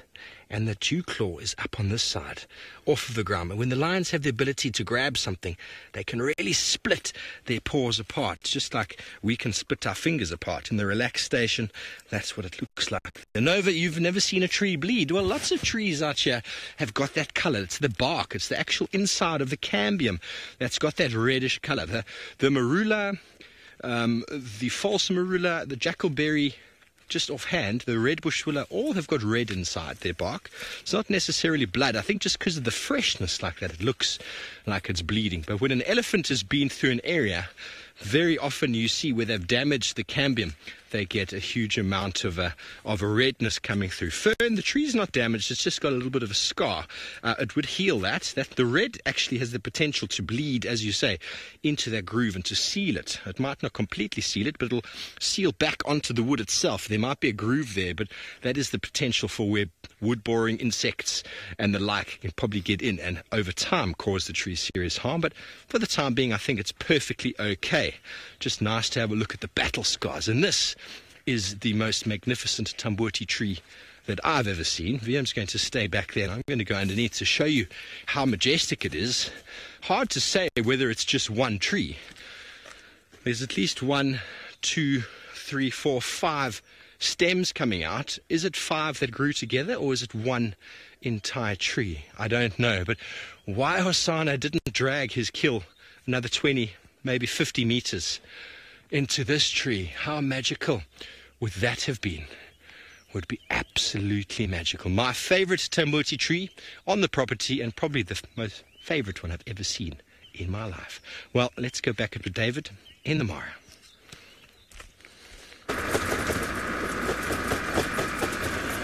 Well, Steve, I'm sure you should be careful. You know how poisonous the Tamboti trees are, eh? I remember I was told they got some latex, and if it gets into your eyes, it could be very poisonous. In East Africa and also other countries of Africa, we got a tree. Oh, speak of the devil. Just want to point that tree here, Manu, before we go to where you're going. You see that tree up there, Manu? Sorry to ambush you. And talking of Tamboti tree, it's funny, we just bumped into a tree that we call the euphorbia. And also these trees here also got latex, which is like white in color and also very poisonous. Is one tree I remember in my village, if you could accidentally get its, latex or the white liquid or sap that comes out of it into your eye, it could very easily blind you if you're not very careful. And in the village, what we used to do, first aid or the first solution to that, you had to look for any mother in the village who was breastfeeding or who had a small baby, and a few drops of, mama's drop of milk or, the breast would be able to sort that problem very, very quickly. So Tamboti trees and the trees we see here are equally dangerous. And talking of trees, I don't know where these lions are coming from this morning. We are talking of Tamboti trees, the euphorbia trees, and Manu decides to get me out of my tree and shows me, I think that's a lioness there. And the direction she is looking at, we had seen another male. That's where I was going to until, we came to me and we started talking of Tamboti trees. So the male we had seen, I guess that's where Manu wants to take you, and he could be walking towards this female. We'll be finding out that very soon. We'll be also confirming which pride this is. There he is. What a day we are having here. We're having a ball. We got some of the marabou stalks in the foreground there. They look like marabou stalks there. And that's another lion. Not sure this is Kipuli, which forms the sausage tree coalition. Don't chase those birds. Leave them alone. Either you won't have a drink there,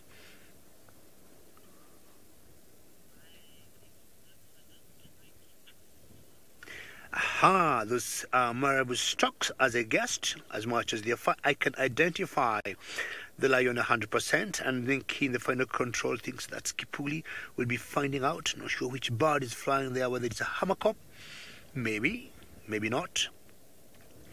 But now, lion, you have to move. We have spotted the female for you, and I think that's where you're heading to. And if that will be the case, that will be very nice. So I'm spoiled here between that male lion there, which I guess is Kipuli, and the female lioness, which is on Termite Mound, just looking at the male coming towards her. And I'm sure she's like, keep coming, baby, I'm right here. Manu is just laughing. I'm not sure where he is laughing. Fantastic. We'll be finding out if this male will come close to this female here and, see what happens after that. But I think Taylor got different predators in South Africa. We're back with the same two hyena that we saw just a little while ago. Hello. No, there's still no scraps here. Now, I think this one, I don't know the sexes of either of them. The one that had the bite marks on its back and the way that it was acting quite submissively to the other hyena suggests probably a male. But I don't know. That's the one at the back. That one over there. And the reason why I think that they're bite marks is because where there is a hole, where the blood is sort of saturated the fur around that hyena, you can see there's certain really small bits that are darker and sort of more filled with blood than others. So to me, that kind of suggests that it had been bitten and chased. But I don't know. It's very difficult to, of course, tell. Maybe we can identify what it had eaten. I'm just having a look at the fur of that animal. I was trying to have a look with my binoculars, but we'll see when it pulls it up again.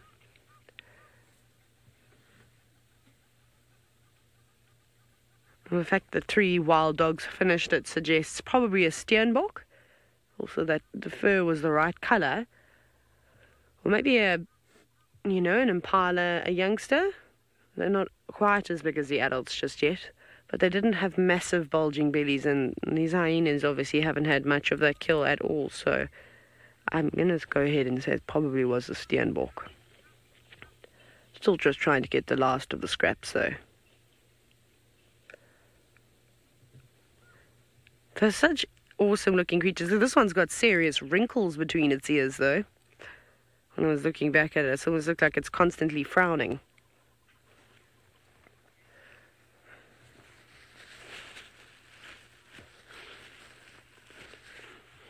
Cool breeze, yes. Wild dogs and hyenas fight fairly regularly. Most of the time whenever they come in contact with one another, but it kind of depends on the circumstances. So we're going to carry on driving now. Basically, if what was I going to say? Like what we've seen with the pack of dogs that has the puppies, we know that every time any potential threat comes close by to the puppies, they get up and they chase them away. Often it's a hyena just lurking, as they normally do. They're great lurkers. And then, like what we saw there today, I just believe that there was just nothing really left for the dogs to eat, and they'd left that carcass, and they thought, well, there's no point fighting them. We'll just let them have it. We can't chew those bones anyways. That's really all that was left, was the skin and then the bones. I'm sure they got a little bit of flesh, but the hyenas would have been very happy with bone marrow. And it's so good and fat and proteins and things like that. So it would have been a tasty snack. And then every time I've ever seen a big pack of dogs running around and a hyena comes through, or it's like sort of trailing after them as they're trying to hunt, it's kind of like the dogs go, right, enough is enough now, and then they'll chase the hyenas and interact with them, and then you get a lot of squealing, and normally pin them so that the hyenas have got their backside trying to hide it away in a tree, and then just to face the dogs in the front. But I don't think the wild dogs want to kill the hyena. It's like this love-hate relationship they have with one another. But whenever they meet, there's normally a feud of sorts, and it's kind of just to say, it's more like an ego bruising than anything. I mean, I have seen some fights with hyenas and dogs where the dog's like properly laid into a hyena, but never any serious injuries. They might get a nick here and there, but nothing potentially life-threatening.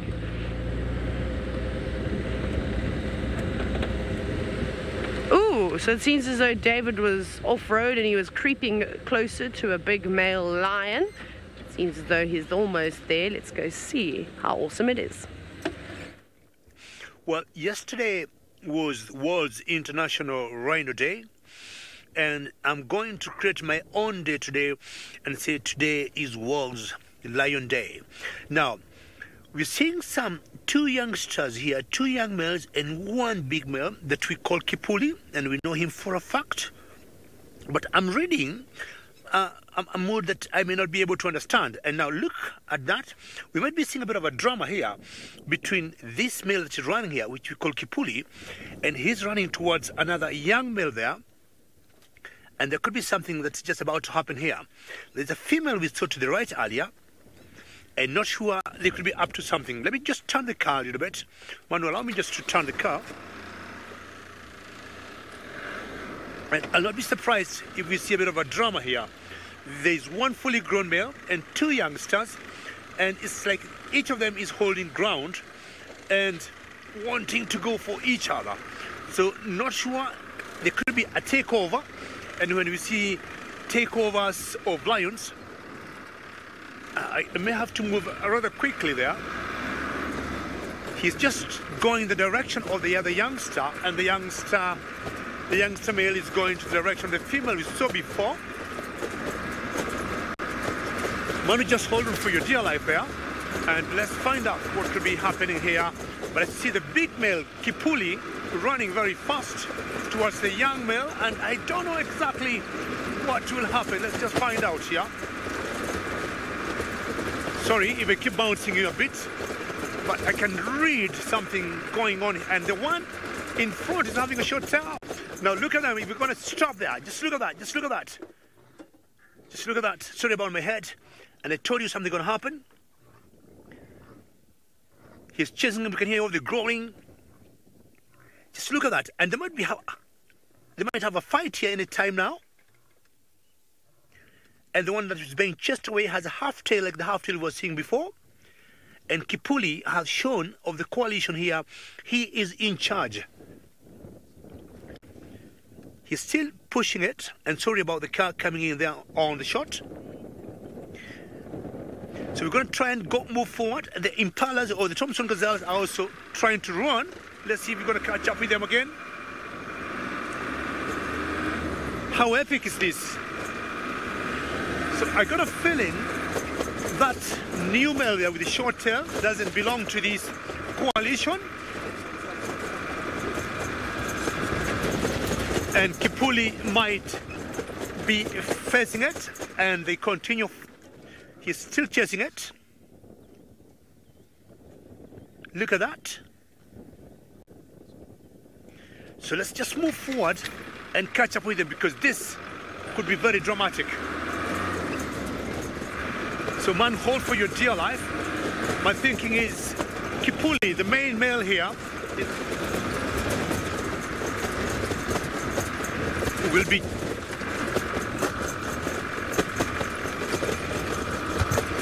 chasing away the one with the half tail.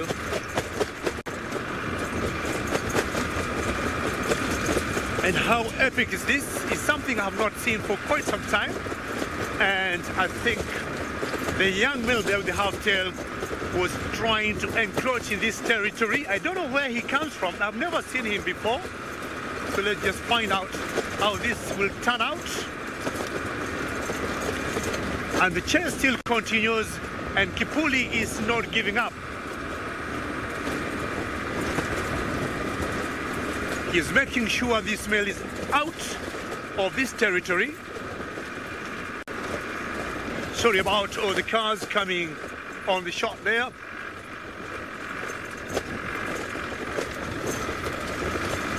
Let's see how this will be.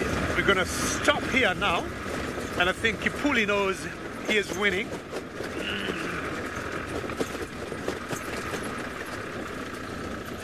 Alrighty, let's see if these cars get out of the way for us. We'll have to back up a little bit there. Hold on, Manu. And they're going to get a position. And the zebras are also taking off. Not sure what is happening, but nobody's after the zebras. Okay. Let's just first stop there for a minute and see how this turns out to be. Zebras are on the run. The new intruder on the run. And Kipuli still pushing him out of this area. The zebras are very confused.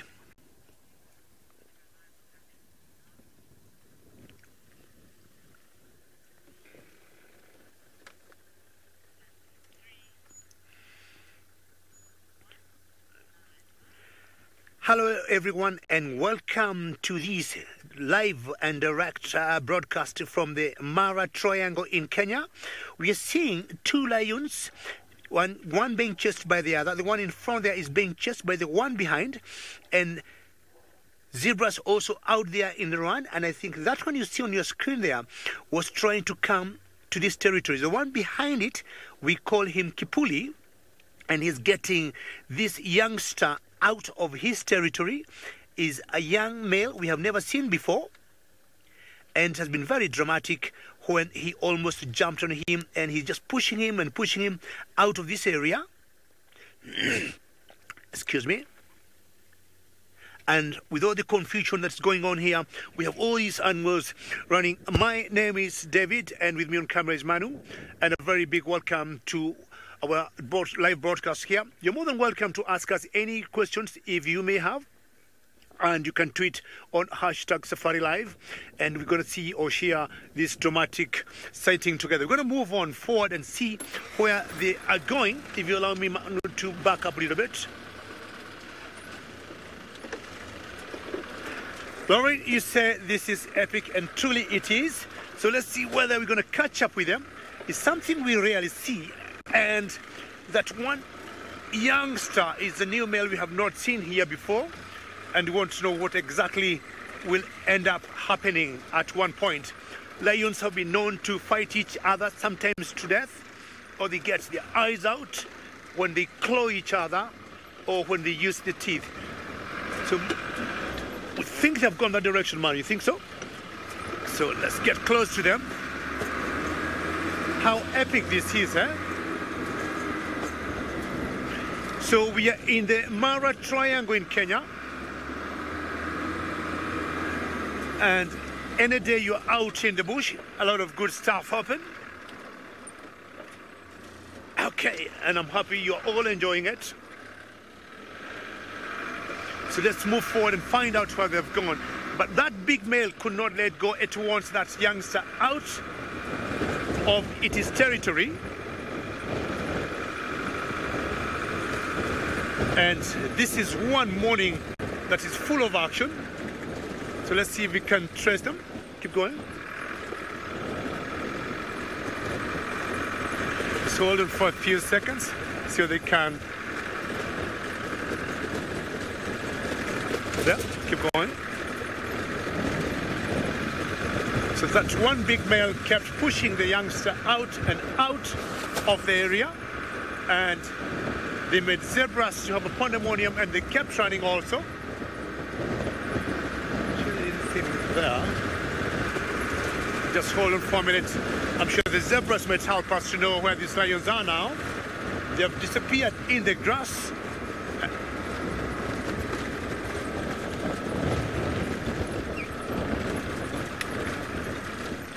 Okay. Sorry. Bring that question again from Maria.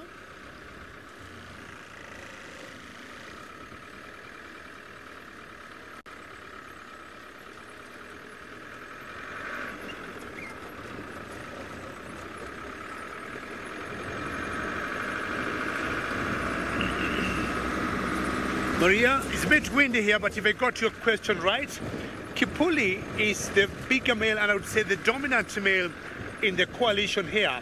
And what would happen, Maria, is lions are very territorial, and Kipuli, as the big male, would not want any competition from any other male, and that's why he'll fight any new male coming in the coalition. He always hangs around the two other youngsters, and this is a new male that I had not seen before. So they must have disappeared in that grass there. And either the chase is over and Kipuli is maybe just resting to watch that youngster go away. And that was quite dramatic. We really want to thank you so very much for having joined us on that live broadcast. And just stay alert. We might be sending you more notifications should we see other epic actions happening here in the Masai Mara. From me and Manu, for now it's goodbye, but keep following us on the YouTube chat stream for more action.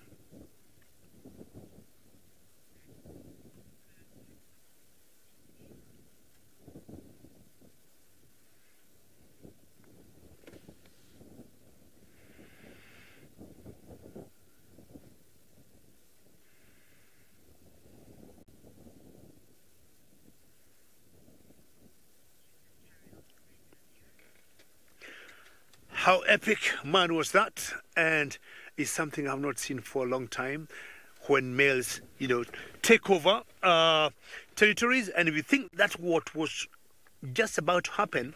And so interesting, because earlier we saw the triangle boys, and of the triangle boys of 3 males, there's one that we call half-tail. But this one youngster we have seen here also got a half-tail. That brings me to the question of what could have happened, or what's the relation between those two lions, the one half-tail here and the other one. And all those antelopes are just running, and zebras zebras just running. And I got a feeling, the chase of the two lions is still going on somewhere. We can't see them right from here, but I think Kipuli, the big male lion, is still chasing the new intruder who was trying to come or invade his territory. How dramatic this has been. My adrenaline went very high, trying to catch up with them.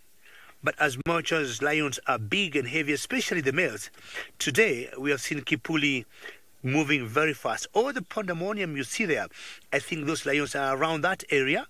Oh, there he is, yes. There he is. You can see him running there. Yes. So we're still trying to get a little closer there. We think there's a road there that might lead us much closer to where they are. Just reposition. But I think the chase is not ending as yet, because Kipuli has to be 100%. His area is well secured, and this lion has moved on pretty far. What do you think this one here? Okay, these are the dramas we'll always see here in the bush, and we'll try and close up on them and enjoy that great sighting. All right, in the meantime, let's find out how the tracking team is doing as we get close to that chase.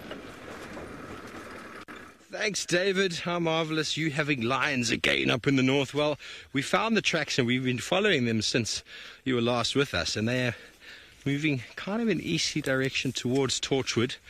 We're on the trail at the moment. It's very difficult for me to show you. We were with their tracks on the road before, which was a lot easier to see, but now it's just the delicate art of just small bits of activity on the ground. But with this light, I'm afraid it's not the best sort of view for you to be seeing tracks. But they're following sort of a game path here, a bit of a loose game path through to the east.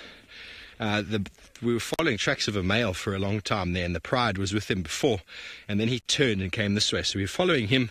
There's a good chance that the way that they were moving, they were spread out, not walking in a single line. Good chance that they're moving around and they're actually looking for something to eat. The impala carcass that they stole from Hosanna obviously didn't go very far, as it wouldn't have done even if it was a fully grown female or fully grown male. Between the 11 of them, or are there 12 now with the new addition? I'm not sure. I believe Amber Eyes was missing last night. So we also had tracks earlier of that male and female leopard that were mating, so Tingana, and I believe some of the viewers have not been watching the show the last few days. The night before last, I think it was Sydney, someone found Tingana right next to Vuetila watering hole, mating with a female that we don't know. We don't know who she is. Even the viewers back home, the expert viewers who know their leopards, have no idea who she was. But in saying that, she is not a very relaxed leopard. We tracked her yesterday morning, him included. We could hear them calling. We managed to get VM and Sydney into the sighting, but she wasn't very relaxed. She kept moving into thick bush. Everybody lost her eventually, and then we ended up following up again on foot, and not deliberately trying to find them, but following up on impalas that were going absolutely berserk. And we found them again, but very briefly. They haven't been seen again, but we've just heard a report on the radio that they were seen at Torchwood Dam early this morning, which is that side, the same direction the lions are kind of headed in. So the way that these lions have moved, they kind of loop back again. It's a very good chance that they were hunting. We're hoping maybe to come across some very fresh activity. It's not so long ago, but we do know that these lions in the space of a couple of hours can cover an enormous distance. Herbie's just up ahead there. So if we don't find any tracks here, we're just going to cut back to where we saw the last tracks over there. There's a good chance that they've gone east. Hopefully not. Hopefully they're sitting on a buffalo here somewhere, and we get Taylor into the sighting. That is hoping.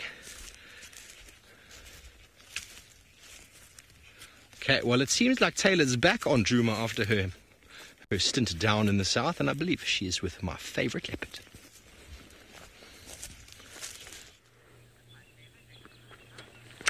We are, but we've been on Druma for quite some time now, bumbling around. We try to find the Nkahumas, or just to triple check a few roads, but we're unsuccessful. I don't know where those cats have gone. Anyways, here's Sleepy Hosada. He hasn't really done too much except he walked down the middle of the drainage line where I said he was going in, and made it very difficult for people to follow him. I'm kind of glad we left, because I did want to give him the opportunity. He's got the best chance of catching something down in these drainage lines, but he was unsuccessful. And we know that, well, these cats are not particularly the greatest of hunters now, are they? They're nowhere near as successful as the wild dogs. So he's just catching up on a snooze. And he's been busy. Remember, he was walking around during the middle of the day. He was eating last night. He got chased around by lions, and now he's walked a fair distance from where Steve last saw him last night. So I don't blame him for wanting to just rest up. Although it's nice and cool, he might be lucky and be able to sleep here for quite some time, because I don't know if the sun is going to poke through the clouds anytime soon. But I don't think that he'll be getting up to too much mischief. Well, at least not for the next 3 or 4 hours. I think he'll sleep quite solidly. And then perhaps around midday or so, maybe he'll get up again when it gets hot.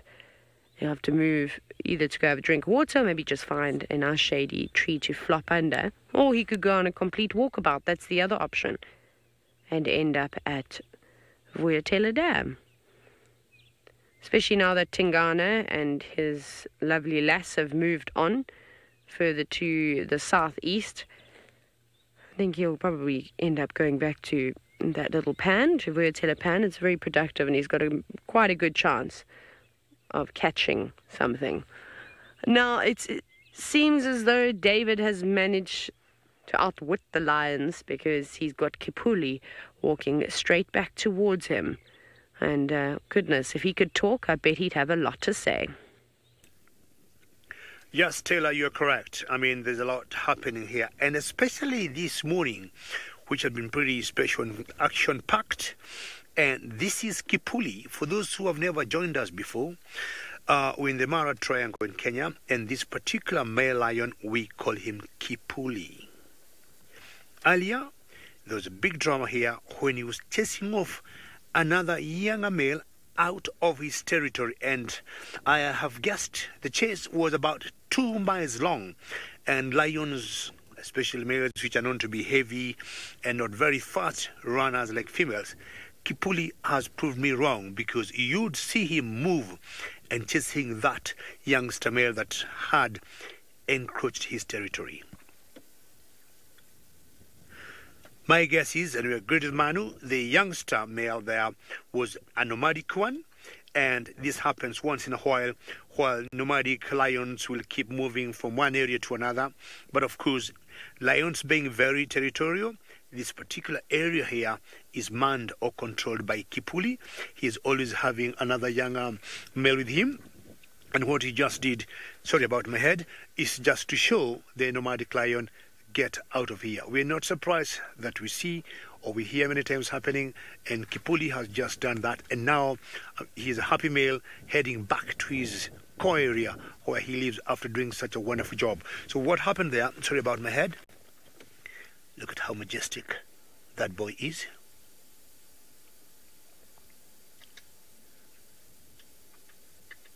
Sorry Kipuli, we're on your way, and look at him there. Hi Kipuli, how are you Kipuli? See how close he is to us. So we're gonna turn around and maybe follow him. He might take us to where he left the other male that he is always with. And the female we saw before is part of, I would guess, the sausage tree pride. Okay.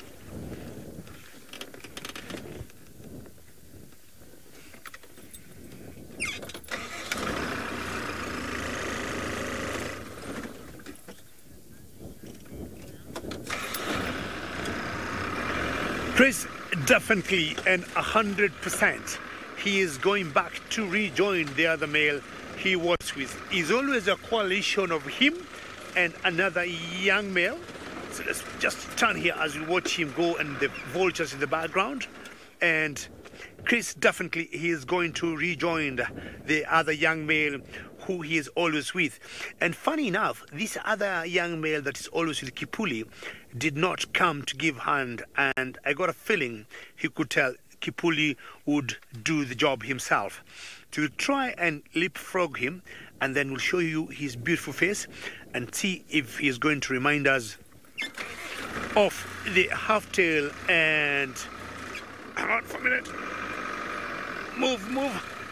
Half-tail and the fang that we saw before, and we're going to compare the beauties of the lions here in the Mara.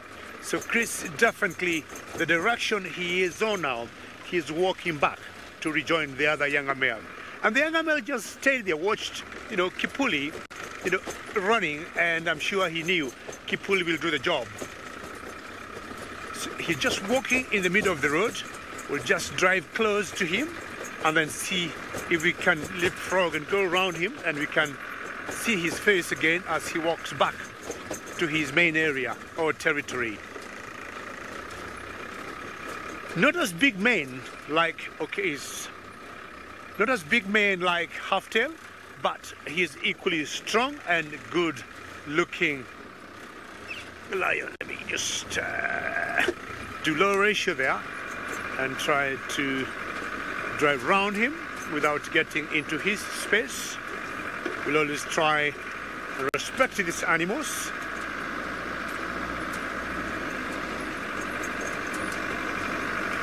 Kipulijo would mean something like a pin, or like an earring. We'll try and show you on his nose. If you look at him carefully, it has like not a cleft, but something that looks like an earring. That's good, Manu? Okay. That's Kipuli for you there. Yeah, did you see that jaw on the face or on the nose? And that's how he ended up getting his name, Kipuli. And Kipuli is a Kiswahili word that would translate to an earring, and I've seen people doing earrings on ears, on noses. Hello, we want to mark your territory. See that? See that spray there?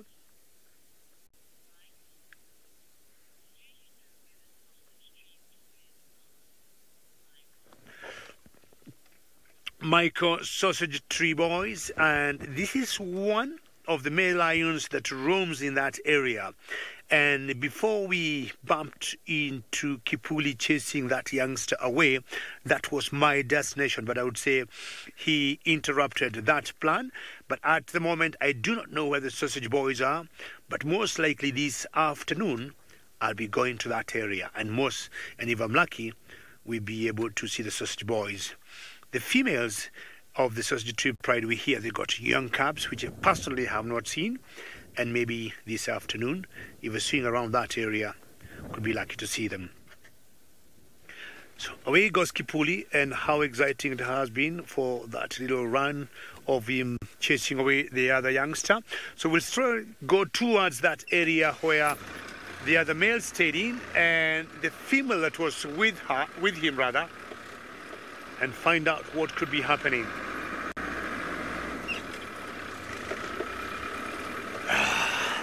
I now can breathe out after that moment, being very epic. And in the meantime, we'll take you to the beautiful Taylor Mukuri to tell us what is happening in her world.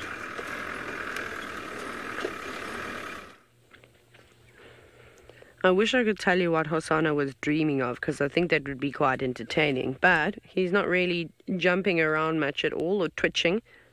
He's pretty much in exactly the same position that we had him just a few moments ago. He has maybe twitched a whisker twice and moved his tail once. And that is the extent of Hosanna's movements for the day. I think he needs his meat pillow again. He'll probably enjoy that. It'd be a lot more comfy on his head than all that sand. He's kind of got half of his eye in the sand too, but I suppose he's used to that. That doesn't look particularly comfortable, but I suppose he's a leopard and he knows best. But we aren't going to sit here with him. We're definitely not going to sit and watch him sleep, that's for sure. Watch him twitch his ear and watch him breathe. We'll try and find something else. And like I said, I think he'll probably just stay here, and after drive in the middle of the day, he'll go off, probably get up and either go look for a bit of shade, or he will come all the way back to camp. Let's hope he comes back to Vuyatela Dam, where he just catches all the scrub hares and acre. It's always a lot of fun to watch, and at least it gives you some entertainment during the night and between the shows.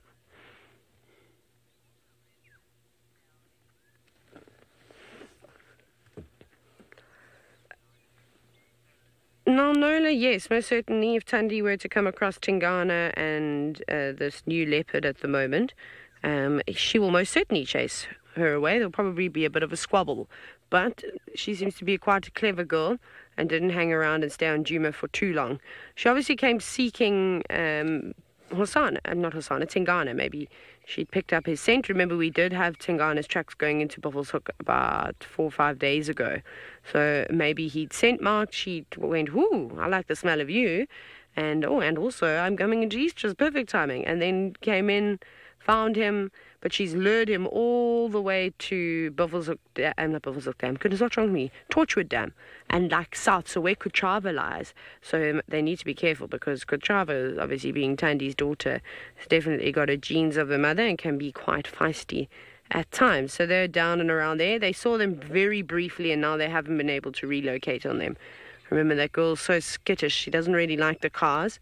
You've kind of got to be switched. You'll have your vehicle switched off, and then she's fairly relaxed.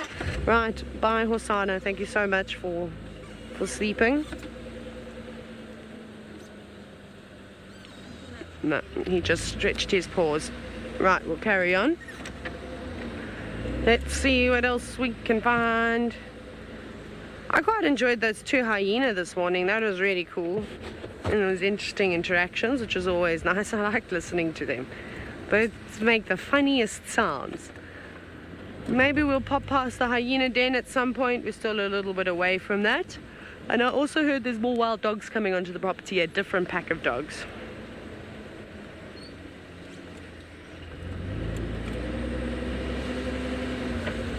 TV Bio, this is not quite a straightforward answer. There's many questions that I now need to ask you.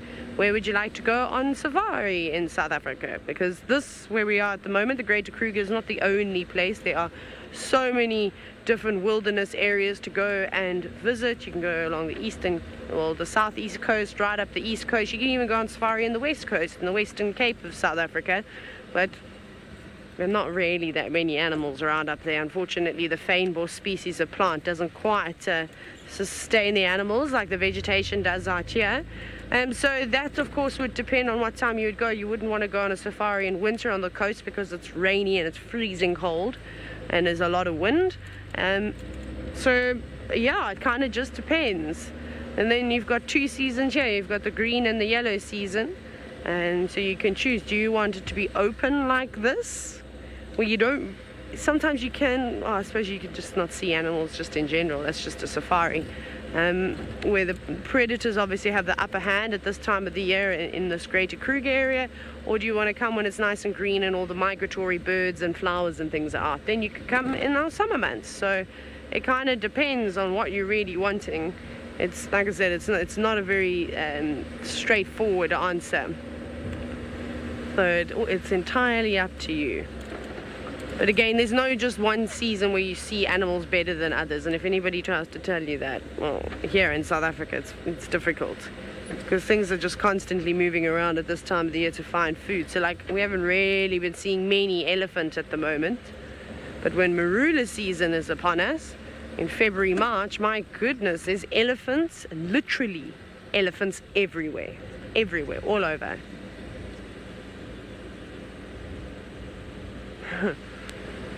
Never too late. Yeah, there really are so many variables, and I think I've just really briefly just touched on them.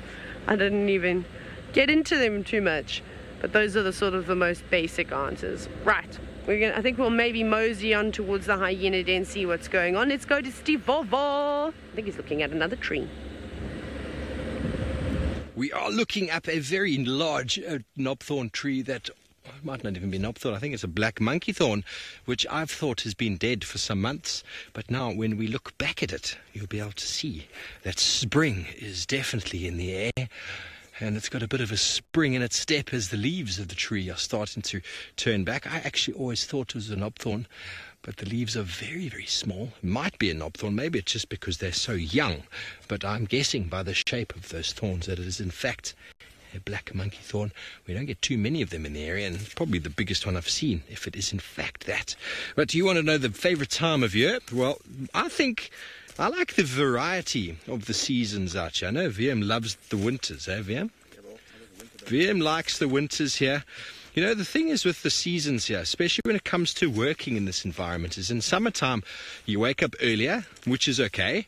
The heat comes onto you very quickly, but then you've got a lot of time in the day between the morning activity and the afternoon activity, because the afternoon activity, it's so hot, you're only going out at 4:30, you're getting back later, and then the nights are quite short. So summertime, it's hot, it's beautiful because of the flowers, it's green, there's baby animals everywhere, all the migratory birds are here, which gets me very excited, and there's lots of activity. And in the wintertime, it's very dry, it's very easy to track, it's very open, you can see much, much further. You're starting later in the day, which means there's much less time in between activity, and your evenings, you know, basically you go to bed a bit earlier. Well, you feel like you should be going to bed earlier. The evenings are much longer. So there's completely different contrasts between them. I like the fact that it is this undulating sort of cycle. I was chatting with Louise and Nikki about it the other day, and I think that's what keeps people in this industry. If this was, I think the Mara is quite tricky because it's pretty stationary up there. The sun rises and sets at the same time pretty much throughout the year because it's closer to the equator. I haven't spent enough time up there to really comment, but here, because you've got those changes, the variety and how everything shifts and moves around, the winters and the summers, the times, and all of that, I think that's what gives it sort of the dynamics. As soon as you start getting bored with winter, spring comes, and as soon as spring becomes a bit much, you get summer, and as soon as it gets too hot, you get too bothered, well, it's nice to have a swimming pool, then the winter comes again. So it's that cycle of, I suppose, birth and rebirth that we all perpetually going through. And I think, I mean, I'm not the kind of person who likes to get stuck in too much. I do like a bit of routine, but I don't like this. I could never do a 9 to 5, that's for sure. I've tried. It didn't work for me.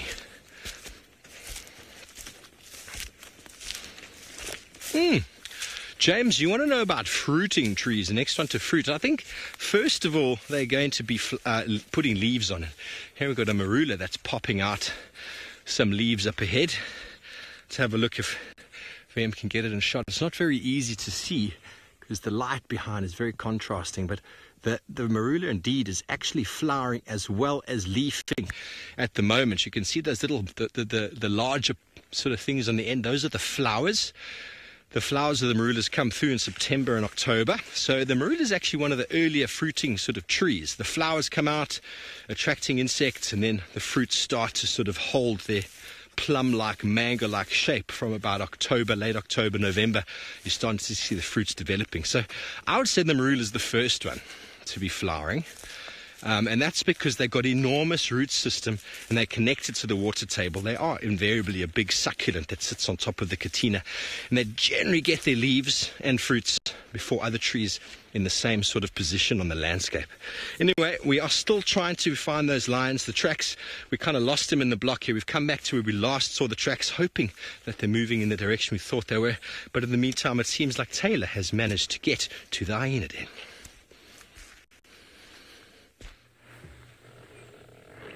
We have indeed, and if you look very, very carefully, you can tell this is Corky that's laying inside the den now, but where her front right leg is, if you look just to the left of the stick, every now and then you'll get a glimpse of an ear, but the little cub is there. Here you go, it's just lifting its head up. Hello.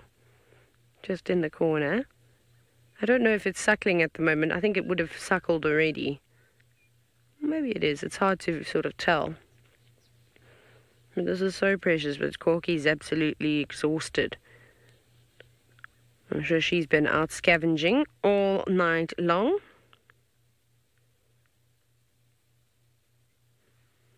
But I can't wait to get a proper view of that little hyena cub. Apparently it's quite cute and quite playful already. It'll be interesting to see how old it is. I mean, I haven't got a clue. I don't know if you've all had a good look just yet. I'm sure it's only a couple of weeks old. Probably between, maybe, 3 and 5 weeks old, somewhere around there. But again, I suppose I have to wait till it comes out so that I can have a look. I'm sure Jamie must be itching to get back to work, as this is where I think she really first fell in love, with hyenas. And I think got a lot of you all to fall in love with hyenas, which is really awesome. Changing the views of what people think of hyenas, which is pretty epic. And she's just resting there. There's another hyena at the den too. We can't really see it now. It's just behind all the trees. This is a fairly tricky den. Although it is open in and around the den, to try and actually get a view without any branches in the way, because remember, we don't want to drive right up to that hyena den. And I think what I might have to do at some point, maybe with Herbie, is come around here and actually get some big logs and drop them off, because there's an old part of the track that comes right up to the front of the entrance, and we really don't want anybody driving that close. It's unnecessary to get that close. Yes, you'd get incredible pictures, but that of course is besides the point. So I think we'll have to do that and block that off completely, so there's sort of no temptation. Otherwise, they'll just end up moving, and then we won't find them again, which will be sad. Hunter, I don't have any idea how old Corky is, unfortunately, but they're the hyena fundies. Maybe Crystal or Chris Rogue, or even Michael, who's also quite keen, not only on the lions, but the hyenas too. Maybe they can give some idea. I mean, she's obviously a mature female. Also, I'm going to guess maybe between 5 and 8 years old. I don't know, somewhere around there. I could be completely off. I'm just taking an absolute gamble. I don't know the Djuma hyenas very well. They arrived. It was very sad. I just started to get to know Scarback. We're seeing Gwen regularly. We discovered that Ribbon was indeed a girl, not a boy, which was awesome. That was great news. And we found out she had a little cub. But then, whatever happened to Madam? I can't remember what happened to Madam. But anyways, it was very sad as Gwen and Scarback. I can't think of any other reason why mothers would abandon their cubs at a den. So we're pretty certain that they died. I think there was even a carcass that Tingana was feeding on near Tamboti Dam, and that was kind of around the time that Scarback disappeared. So, was it Tingana or Mvula that was actually there? It might have been Mvula that was eating on the carcass. I can't really remember now. What have you heard, girl? Some birds chattering in the distance. Okay. Puma, you said you think Crystal said that Corky was 9. It sounds about right. Like I said, she's a mature girl. She's not a young hyena. So it wasn't too far off. I just, like I said, I estimated. I haven't got a clue. I feel like hyenas age fairly well, except if you're a lower ranking female. Goodness, then you might be wiser than your than your years. But they're in good nick. I kind of miss Gwen though. Gwen was one of my favorite hyenas, just because she had a great relationship. Well, maybe not on her side, but Wilbur had a fantastic relationship with Gwen the hyena. So Wilbur's a warthog, an old warthog boar. He's a funny character. We've seen him on a number of different occasions, and he always puts on a good show. He seems to enjoy the entertainment, or entertaining us anyways. He eventually booted Gwen out of his burrow and said, right, this is mine, you can't have it anymore. So I did like seeing her around. And she was in camp almost every single night with her saggy lips and her drool.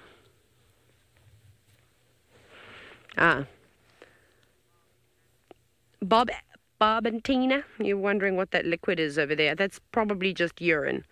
So as you kind of seen with leopards, with lions, with buffalo, with a lot of animals, they don't necessarily move out of the way. They just go where they need to go. And sometimes it's on another animal's head. Sometimes it's at the den site. So, yeah, I feel like she's maybe just been laying around there. And she's now just laying in her own urine. It's quite nice, eh? They're not clean creatures, that's for sure. They have a smell about them. It's not a very nice smell. It's not as bad as the wild dogs, though, because I don't like that sweet scent that the wild dogs have. But I'm also going to listen to the Game Drive radio and see what's happening. As I said, there were a different pack of dogs coming west. Off you go to David to see what he is now up to in the wonderful Mara. Very good news the other day, Sydney finding out a new hyena den with cubs in Juma. And we have our established hyena den here of the North Clan. Now, Kipuli, the male lion that you see walking towards us, I think has achieved his mission this morning of warding off an invader to his territory. That was a young nomadic lion who was coming in to his territory, and he has done tremendously well. I have never seen a lion being so fast like what Kipuli has done this morning. And he did like a whole 2 miles, almost non-stop. And that youngster will never forget the chase from this majestic Kipuli who is coming towards us. So right behind us, we'll be showing you later on, there's another youngster there, which we feel or we think it could be also nomadic. And they tend to hang out together with the one that was chased by Kipuli. And if that will be the case, we can't see it very well. It's kind of in a rocky area where we can't get very close. But if that one will also be part of the nomadic coalition of the two lions, we are maybe preparing to see another drama, because Kipuli will also have to get him out of his territory. The first chase was quite exciting. And what is funny is the youngster that was chased away also had a half-tail, just like the half-tail we saw earlier of the Triangle Boys. So Kipuli majestically still walks on the savannah, as sometimes we call them kings of the savannah, and truly he is. You can tell from his majestic walk, very well built, looking in very good shape.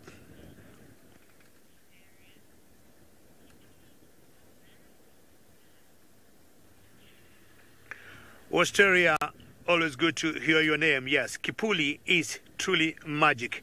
He is very solid, Kipuli, and I do not know what to compare him with. As much as the Musketeers, that's another coalition of lions, and the Triangle Boys are all perfect and good looking, and Kipuli, Australia, does not have as big mane like Halftail. In his own right, he is truly magic. Thank you, Australia, for that. So what I want to do, I want to turn around the vehicle so that we can capture him as he comes close and maybe see if we'll be able to see the one hiding the rock. Manu, what do you think is the best location? Do you want me to turn this way? I face this way. Okay. Just hold on for a second.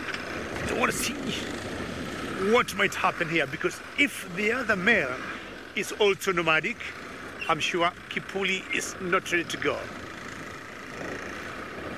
Let's It's not very far, the nomadic male. We want to show you where he is hiding on the rocks. Let me keep coming back. We can just see the head popping up. And if that's a nomadic one, he is... How is that, Manu? He should prep or prepare himself for trouble, because as soon as Kipuli gets here, I can tell you, he will have some quick piece of work to get him out of his territory. That is the other one. We are not very sure, but we're just guessing this could be another nomadic male, and it's not part of the coalition that incorporates Kipuli. And I got a feeling Kipuli will also go for him. We just need to be a bit patient. Out in the bush, patience is always key. And I do not know whether he knows what could be waiting for him in a few minutes.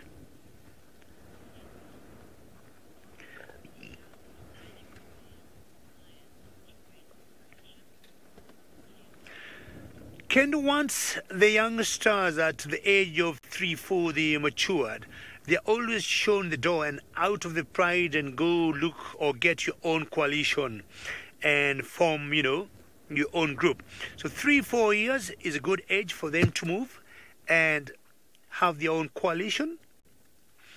But sometimes you end up just being the two of you. Now, he seems to be picking up either the smell or the move of Kipuli.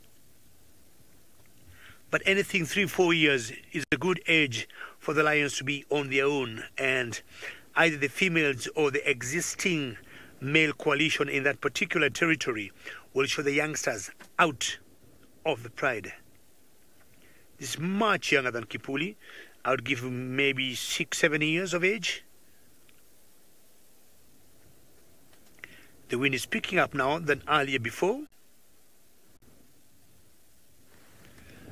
I can't see Kipuli anywhere now. Either he is so tired. Manu, can you see Kipuli anywhere?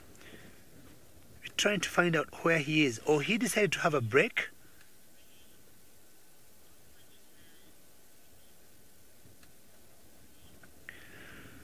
Craig, lions have huge territories, and I would guess Kipuli would be doing anything from 40 to 150 square kilometers. 40 to 150 square kilometers, that's a huge space to control. Okay, let's find out if Kipuli is anywhere there. But if he is, yes, and there he keeps coming. Very good, Manu. Manu has very good eyes. And look at his walking posture now. Is a bit slow. And of course, he's walking over rocks. He has to be very careful. He doesn't sprain his feet, but he's heading straight to the other male. And as I said earlier, we're not very sure of who this youngster is, and if he's part of the nomadic boys that we saw, one being chased away by Kipuli, we could be waiting another drama here, because Kipuli will want to make sure he's out of his territory. So we'll try and go around from where we are to position ourselves in a strategic place, because if the chase will happen, they're not going to chase each other over the rocks. So we're going to reposition ourselves and move to a better place where we can follow them if they're going to chase each other, or if, of course, Kipuli is going to chase that youngster. Just turn around here very quickly.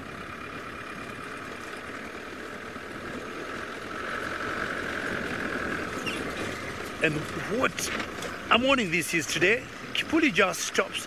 He's just marking his territory there, but let's get ourselves to a better area. If there'll be any chase, we'll be able to see them doing that. What a morning this is, eh?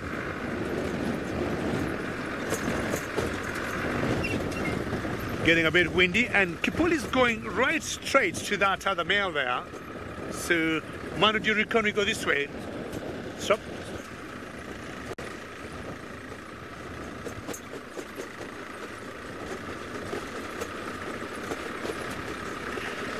Senak lions are pretty good also in smell, and I would say anything even 5 miles they would be able to smell an intruder. 5 miles or about 7-8 kilometers, a lion can smell an intruder even without seeing it, because I'm looking at these two males here. I've seen the youngster, or the nomadic one, is every minute going like that, and the wind is going in its favor. So 5 miles, 7-8 kilometers could be a good distance for a lion to pick up another intruder coming in, Sinak. So we want to position ourselves in an area where we might see what could happen. So I'm going to show you the back head of that one there. Is that good, Manu? And that's the guy we think is an intruder. And if he's going to be shown, or if Kipuli will come straight to him, we'll now confirm 100% he is nomadic and does not belong to this area. So the behavior of Kipuli will tell us 100% who this male is here. Kipuli, keep coming. We are counting on you, and you're going to make our morning. You can see how the wind is building up now, and apparently the wind is towards this youngster, and by now he should have picked Kipuli coming close to him. So if nothing happens, then this will tell us this male belongs to the coalition of Kipuli. He doesn't seem worried a minute now as it is. He seems very relaxed. And I guess by now he should have woken up and started sensing danger. And he will sit here and wait. If anything happens, we'll definitely let you know as soon as possible. And Stivovo, how are you doing? Doing very well, thanks, David. I'm wondering when last you, David Gitu, hugged yourself a tree. We have found a beautiful specimen of another tambuti.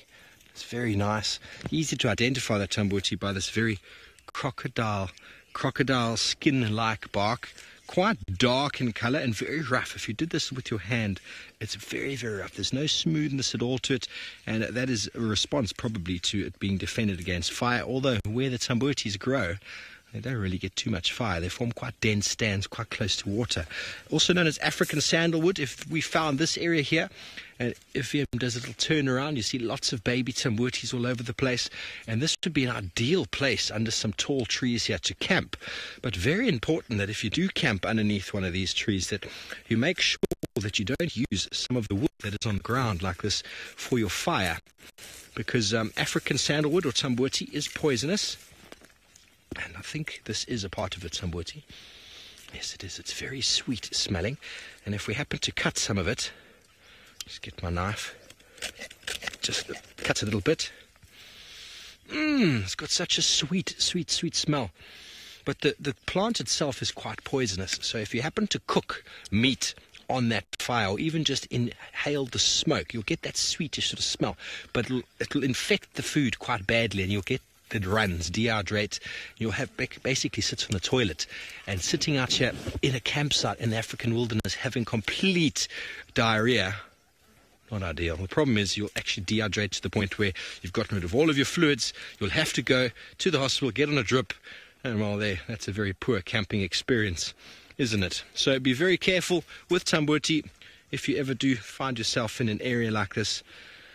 Just having a look, you see here's the tambuti again as well, with a little bit of red in the bark from something that's been scratching it. So it's not just the saffron we saw earlier, lots of trees do. But anyway, let's go and see how Kipuli is getting on with that younger lion.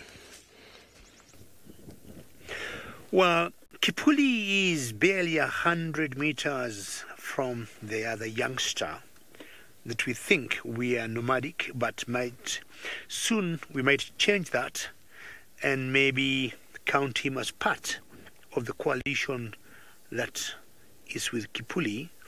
And that youngster, as Kipuli is walking towards them, is having a female next to him.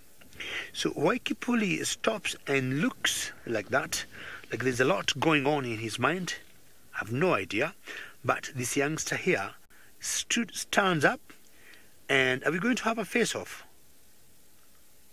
I'm not sure he is meeting with his female here or not. And I'll be asking Nick in the final control whether this young male looks familiar or not, or is it part of the sausage tree coalition or not.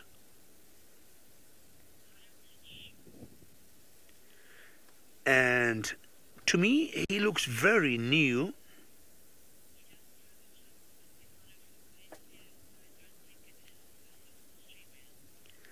It could be a nomadic one then, and then it's part of what we saw Kipuli chasing away. But now I'm not sure what Kipuli is thinking between. He stands up, and I would say he's all right here to mate if he could be mating with his female on the left here. But the male that looks new to me. And how interesting is this as the wind is blowing his short young man, I would say.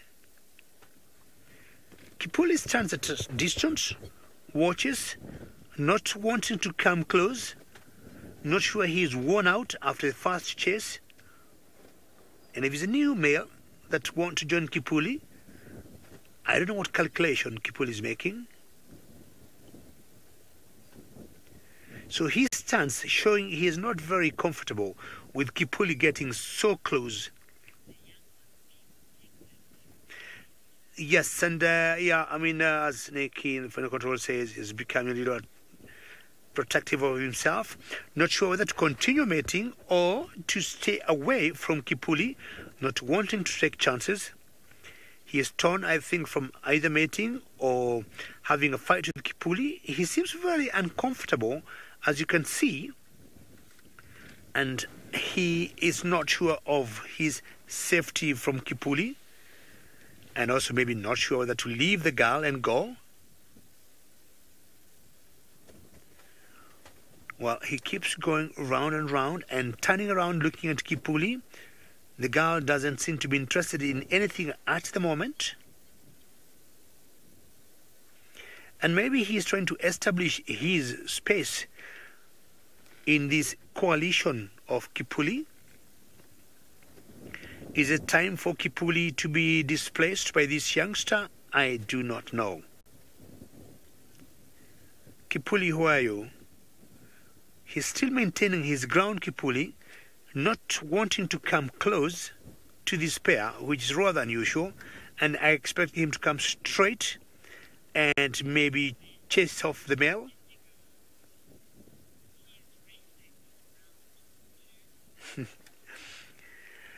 Indigo Girl, that's a great comment. And Indigo Girl, how are you today? And you say Kipuli is having a breather or a commercial break for round 2. That is a very big possibility, because 2 miles running of a male lion by any standard, that was something, and I'm sure Kipuli is very worn out now. Excuse me. But if that's the case, you can see this one just as you see boxers on the ring when they're preparing themselves to go for first round or second round of a fight. This one here to me seems to be like preparing on the ring and telling Kipuli, come on baby, bring it on and let's go for each other. But I'm not leaving this girl alone.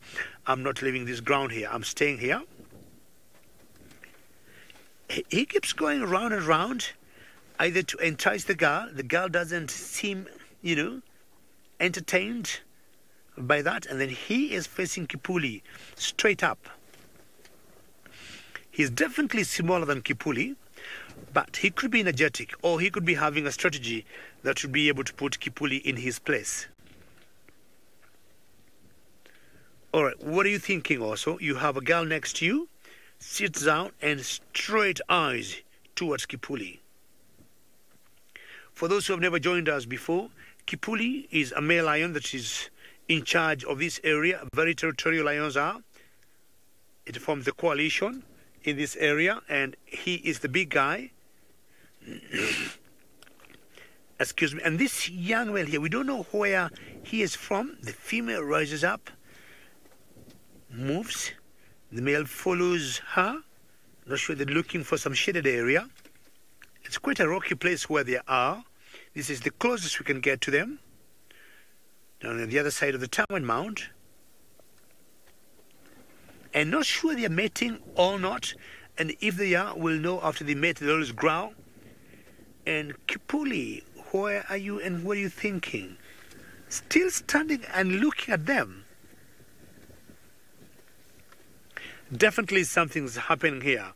And Kipuli, if, as Indigo Girl said, he's just having a commercial break, ready for round 2, it will be very dramatic if anything else is going to happen here. And the young male here is standing his ground, not running away like the other one you saw before. But he also got a girl, you know, with him. We might make a round and find out what could be happening there. And for Grandma, what I think will happen, Kipuli might not be offended by the female. Kipuli's problem will be the young male. Let me just switch off fast and see what Kipuli is doing. So I would say Kipuli will not be offended by this female, and his biggest concern will be the youngster. And normally you see lions, you know, fighting other lions, males going for each other and not fighting females. Unless there's a takeover and the females want to protect the cubs and they go towards the intruder, or they want to get rid of the tired male, females rarely are involved in fights, in takeovers. So Kipuli's concern now, I would say, is more of the youngster than the female. As much as the female make the final decision who to mate with, but if Kipuli feels uncomfortable with the young male, he'll get rid of it and maybe go and try and fight him. So we're going to try and go around the other side and find out what is happening with the young male and that female. Is it good man there back? Okay. This could be an interesting morning. It has been, and I think we're going to continue that through the whole morning.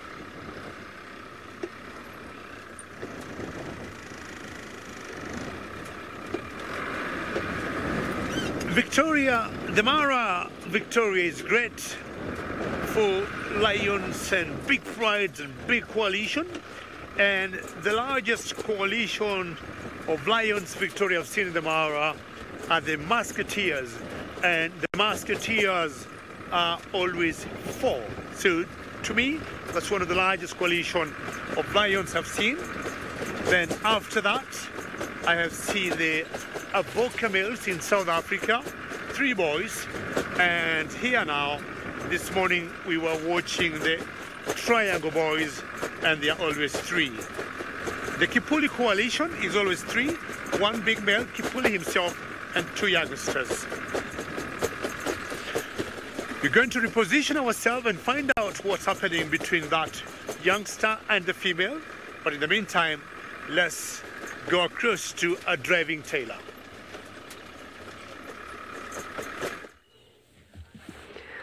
Well, we're back again at Hosanna. He's just sitting on the termite mound in the distance. He didn't say, let me go forward.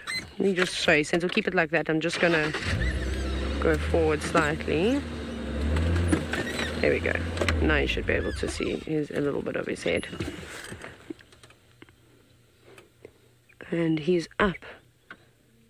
There's a very interesting things moving around, a treehouse dam, including a herd of impala, but I don't know if he's realized what exactly it is.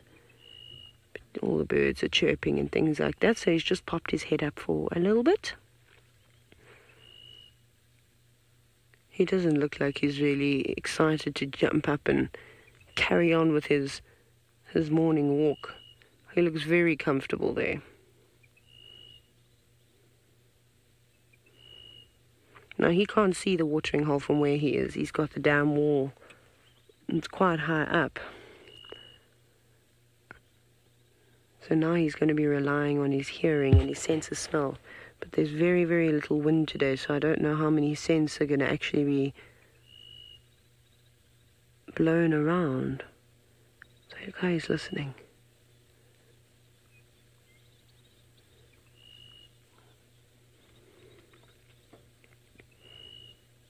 I think he's trying to figure out what is it down there. And the impala were very nervous. We stopped and had a look at them. only one at a time were going to drink, and then they leap away from the water and run back, which is, I suppose, quite normal.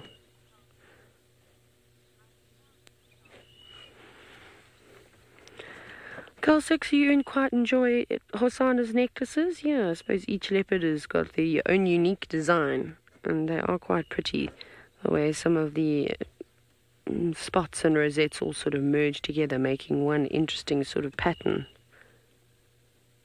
It's like Tingana's smiley faced on his shoulder. That's one of my favorite things about him. I think that's awesome. Nature provided him with a great name tag. I love the way that it's perfect and you can see it. Now it seems as though the lion drama saga is still carrying on in the Mara with David. Kipuli is now up again. I wonder for how much longer he'll stand with that young male in the area. Well, thank you, Taylor, and hopefully you're going to see the Nukumas that you saw yesterday. Now, Kipuli has edged closer by another, I would guess, 20 meters towards this gentleman here. Now, this male, you can see he is standing his ground, and definitely that is a position showing, come on, bring it, baby, come on. And the two of them, you can tell from their body language, there's something going on. The female might be, caught in the crossfire, if I would correctly say that, because she doesn't know maybe what to do or who to support, but she's just in front of that male there. Look at that body language. You can see, like, how boxers go when they breathe. Look at its belly. And to me, that's a preparation of a war. So they're facing each other now, and I'm sure Kipuli is thinking twice. Do I get myself into this or not? Or, as Indigo Girl said, am I rested enough? Am I ready for another one? But Kipuli for now says, just in case, I better leave maybe to fight another day. I've done my bit this morning. I did round one and I won fair and square, and I beat that other male. Huge yawn there, showing maybe signs of fatigue from what he went through.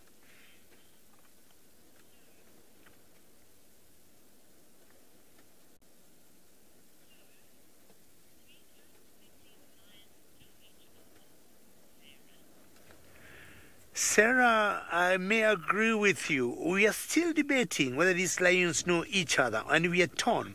But now we might be more inclined that these two lions are strangers to each other, because if they knew each other by now, they would have been at least close to one another. But look at the body language of that one. That one tells you he is like, Kipuli, try and come close and you'll be in trouble. So, Sarah, I would agree with you. These two lions do not know each other. And as we said earlier, this one could be a nomadic lion. And it was part of the one that Kipuli chased away. Not sure Kipuli has enough energy now to get rid of this one.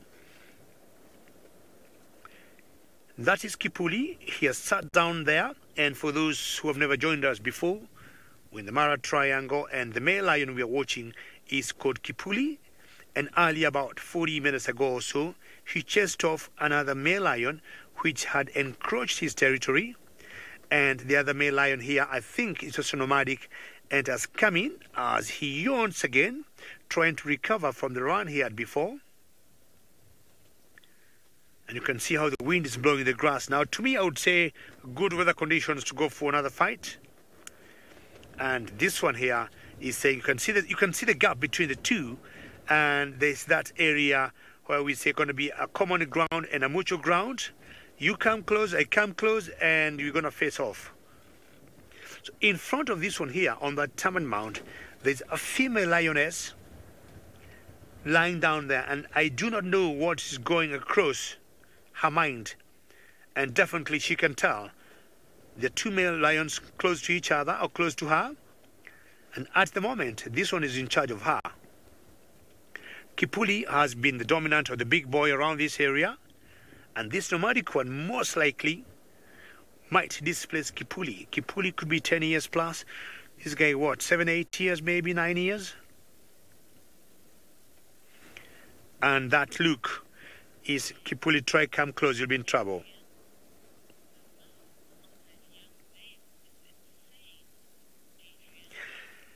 Adrian, I agree with you. I mean, even for me, looking at that young male, looking at those muscles, and maybe that's what's making Kipuli think twice. Do I commit myself into this or not?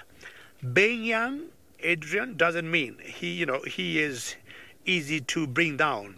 He could be young, strong, sharp, clever, and Kipuli, I think, as I said earlier, as an old male full of wisdom, is debating, well, I better not get myself involved for the second time today.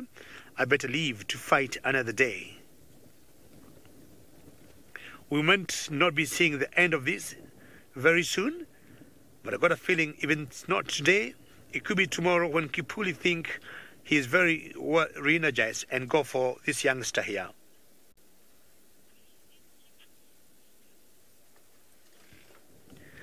Jonathan, Kipuli always have 2 other youngsters with him. I do not know where they are, and they should be giving him a backup. Strange enough, we have been looking around, me and Manu, the last 1 hour, and we cannot see them anywhere. And initially, I thought the youngster here is one of the coalition that is always with Kipuli, but not. This is a nomadic one. And I would say, if I was Kipuli, I would call up for support. I would call up for backup and have, you know, my other part of the coalition with me to be able to deal with this particular male here. He yawned, not sure out of fatigue, but I think out of boredom of like, when is this fight going to start? And of course, in this particular body, in this particular mindset, I highly doubt he could, you know, involve himself into mating with a female there. Well, we could be having a different predator in South Africa. We'll wait here and see what happens, but let's first go across to South Africa.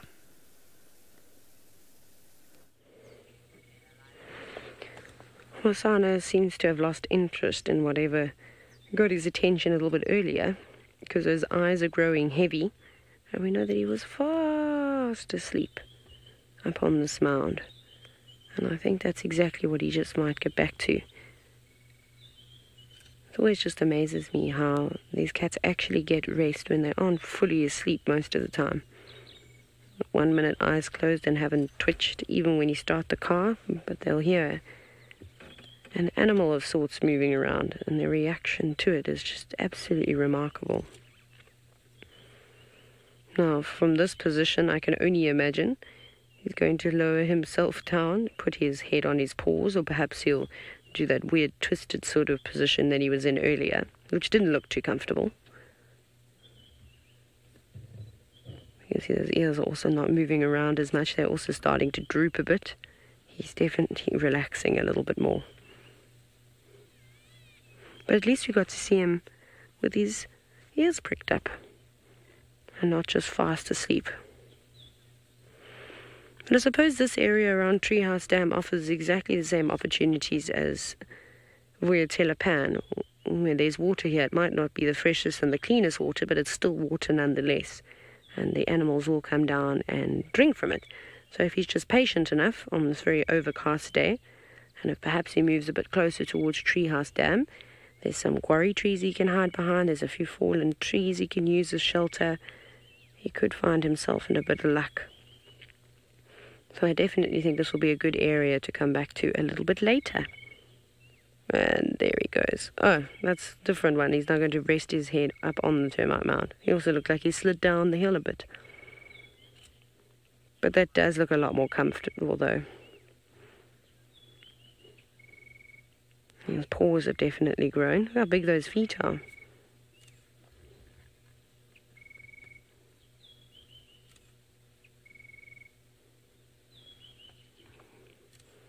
He could do with a little bit of a groom, I think, but maybe he'll worry about that a bit later. So the reason why I'm whispering is that there's just other vehicles in the sighting with me, and I don't want to shout and have my booming voice also disturb our dear Hosanna, as he now drifts back into dreamland. It was a great unintentional interruption, thanks to those impala, causing a bit of a stir, making him prick his head up. That was fantastic for us. Okay, on that happy note, I think we'll leave the young fella to his own. Cool. Right, we're going to play my favorite game of let's reverse the car and try and find a place to turn around. I think I'm going to have to reverse all the way back. So while I do that, let's go to Steve and see how good he is walking in reverse. We've got an elephant just up ahead. Wind is not very much. It's just slowly lingering around us. Just see the back of an elephant about 50, 60 meters in front of us. We've got some thickets here in front of us. We're just going to skirt it, see if we can spot exactly, is it a male? Is it a breeding herd? These are important characteristics to identify when approaching elephant on foot, because breeding herds can generally be a little bit more sort of, a bit more risky due to the fact that they are protecting their youngsters. I'm just going to stop there, come over my shoulder here, Viv, and have a little look. See if we can identify if it's a male or female. Looks like a male. Tell that by just the size of the head. It's very big, big and square head. It's not an angular head. Herbie, you agree? It's a male. Yeah, Herbie agrees. He doesn't need binoculars. He's got eagle eye vision. Number one tool for a walking safari guide is a pair of binoculars. Just get a little bit closer. See if we can spot and see what he's doing. He's just busy feeding. We're on our way back towards Vuyatela watering. We did an enormous loop, and those lion tracks didn't really pop out again, so we started running out of time. So we're making our way back, and we bumped into an elephant. How fantastic is that?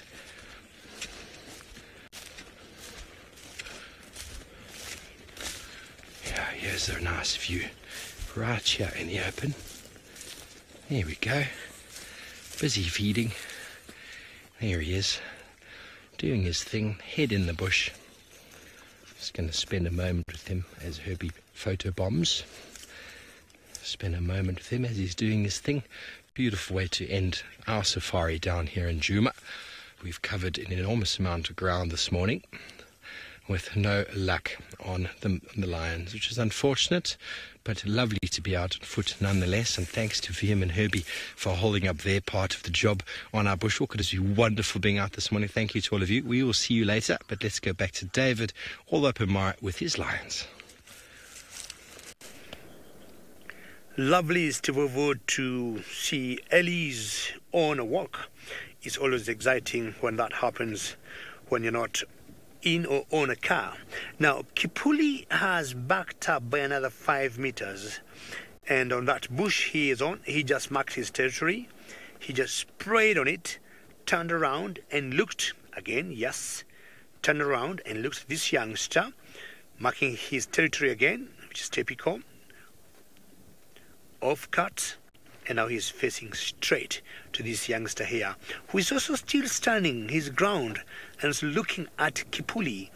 And I would reckon about, I would guess, 50 meters away from each other. It's very windy here, but I guess they're about 50 meters from each other. And that gap has not been reduced for the last, I would say, 10 minutes. We want to see who will make the first move and get close to each other, because that may determine what will happen in the next few minutes. I think each one of them is calculating what next. You come close or I come close, but none of them has moved, and you can see the amount of wind now blowing on the mane on that young male lion. We think now for a fact, I would say almost 95% he is nomadic, he is new, and I would say maybe the days of Kipuli could be coming to an end. Because if Kipuli doesn't go or try him out, then you see Kipuli seated down, and I'm getting more convinced that he is counting himself as, he is done. And what a day it has been, and To all of you nice viewers, we really want to thank you for having joined us on this morning, both in Kenya and in South Africa. Hosanna, we had the Triangle Boys. Now we have Kipuli here with, or earlier Kipuli chasing away that new nomadic male that was coming in. And still, there's another one here, and we'll sit here waiting to see what's going to happen. And to all of you, thank you so very much for watching or for joining us. Remember, we'll be out again here this afternoon on another drive, and I'm talking about 5 o'clock, that's East African time, and 6 o'clock South African time. Thank you very much, and to all of you, have a great day, and bye-bye from the Masai Mara.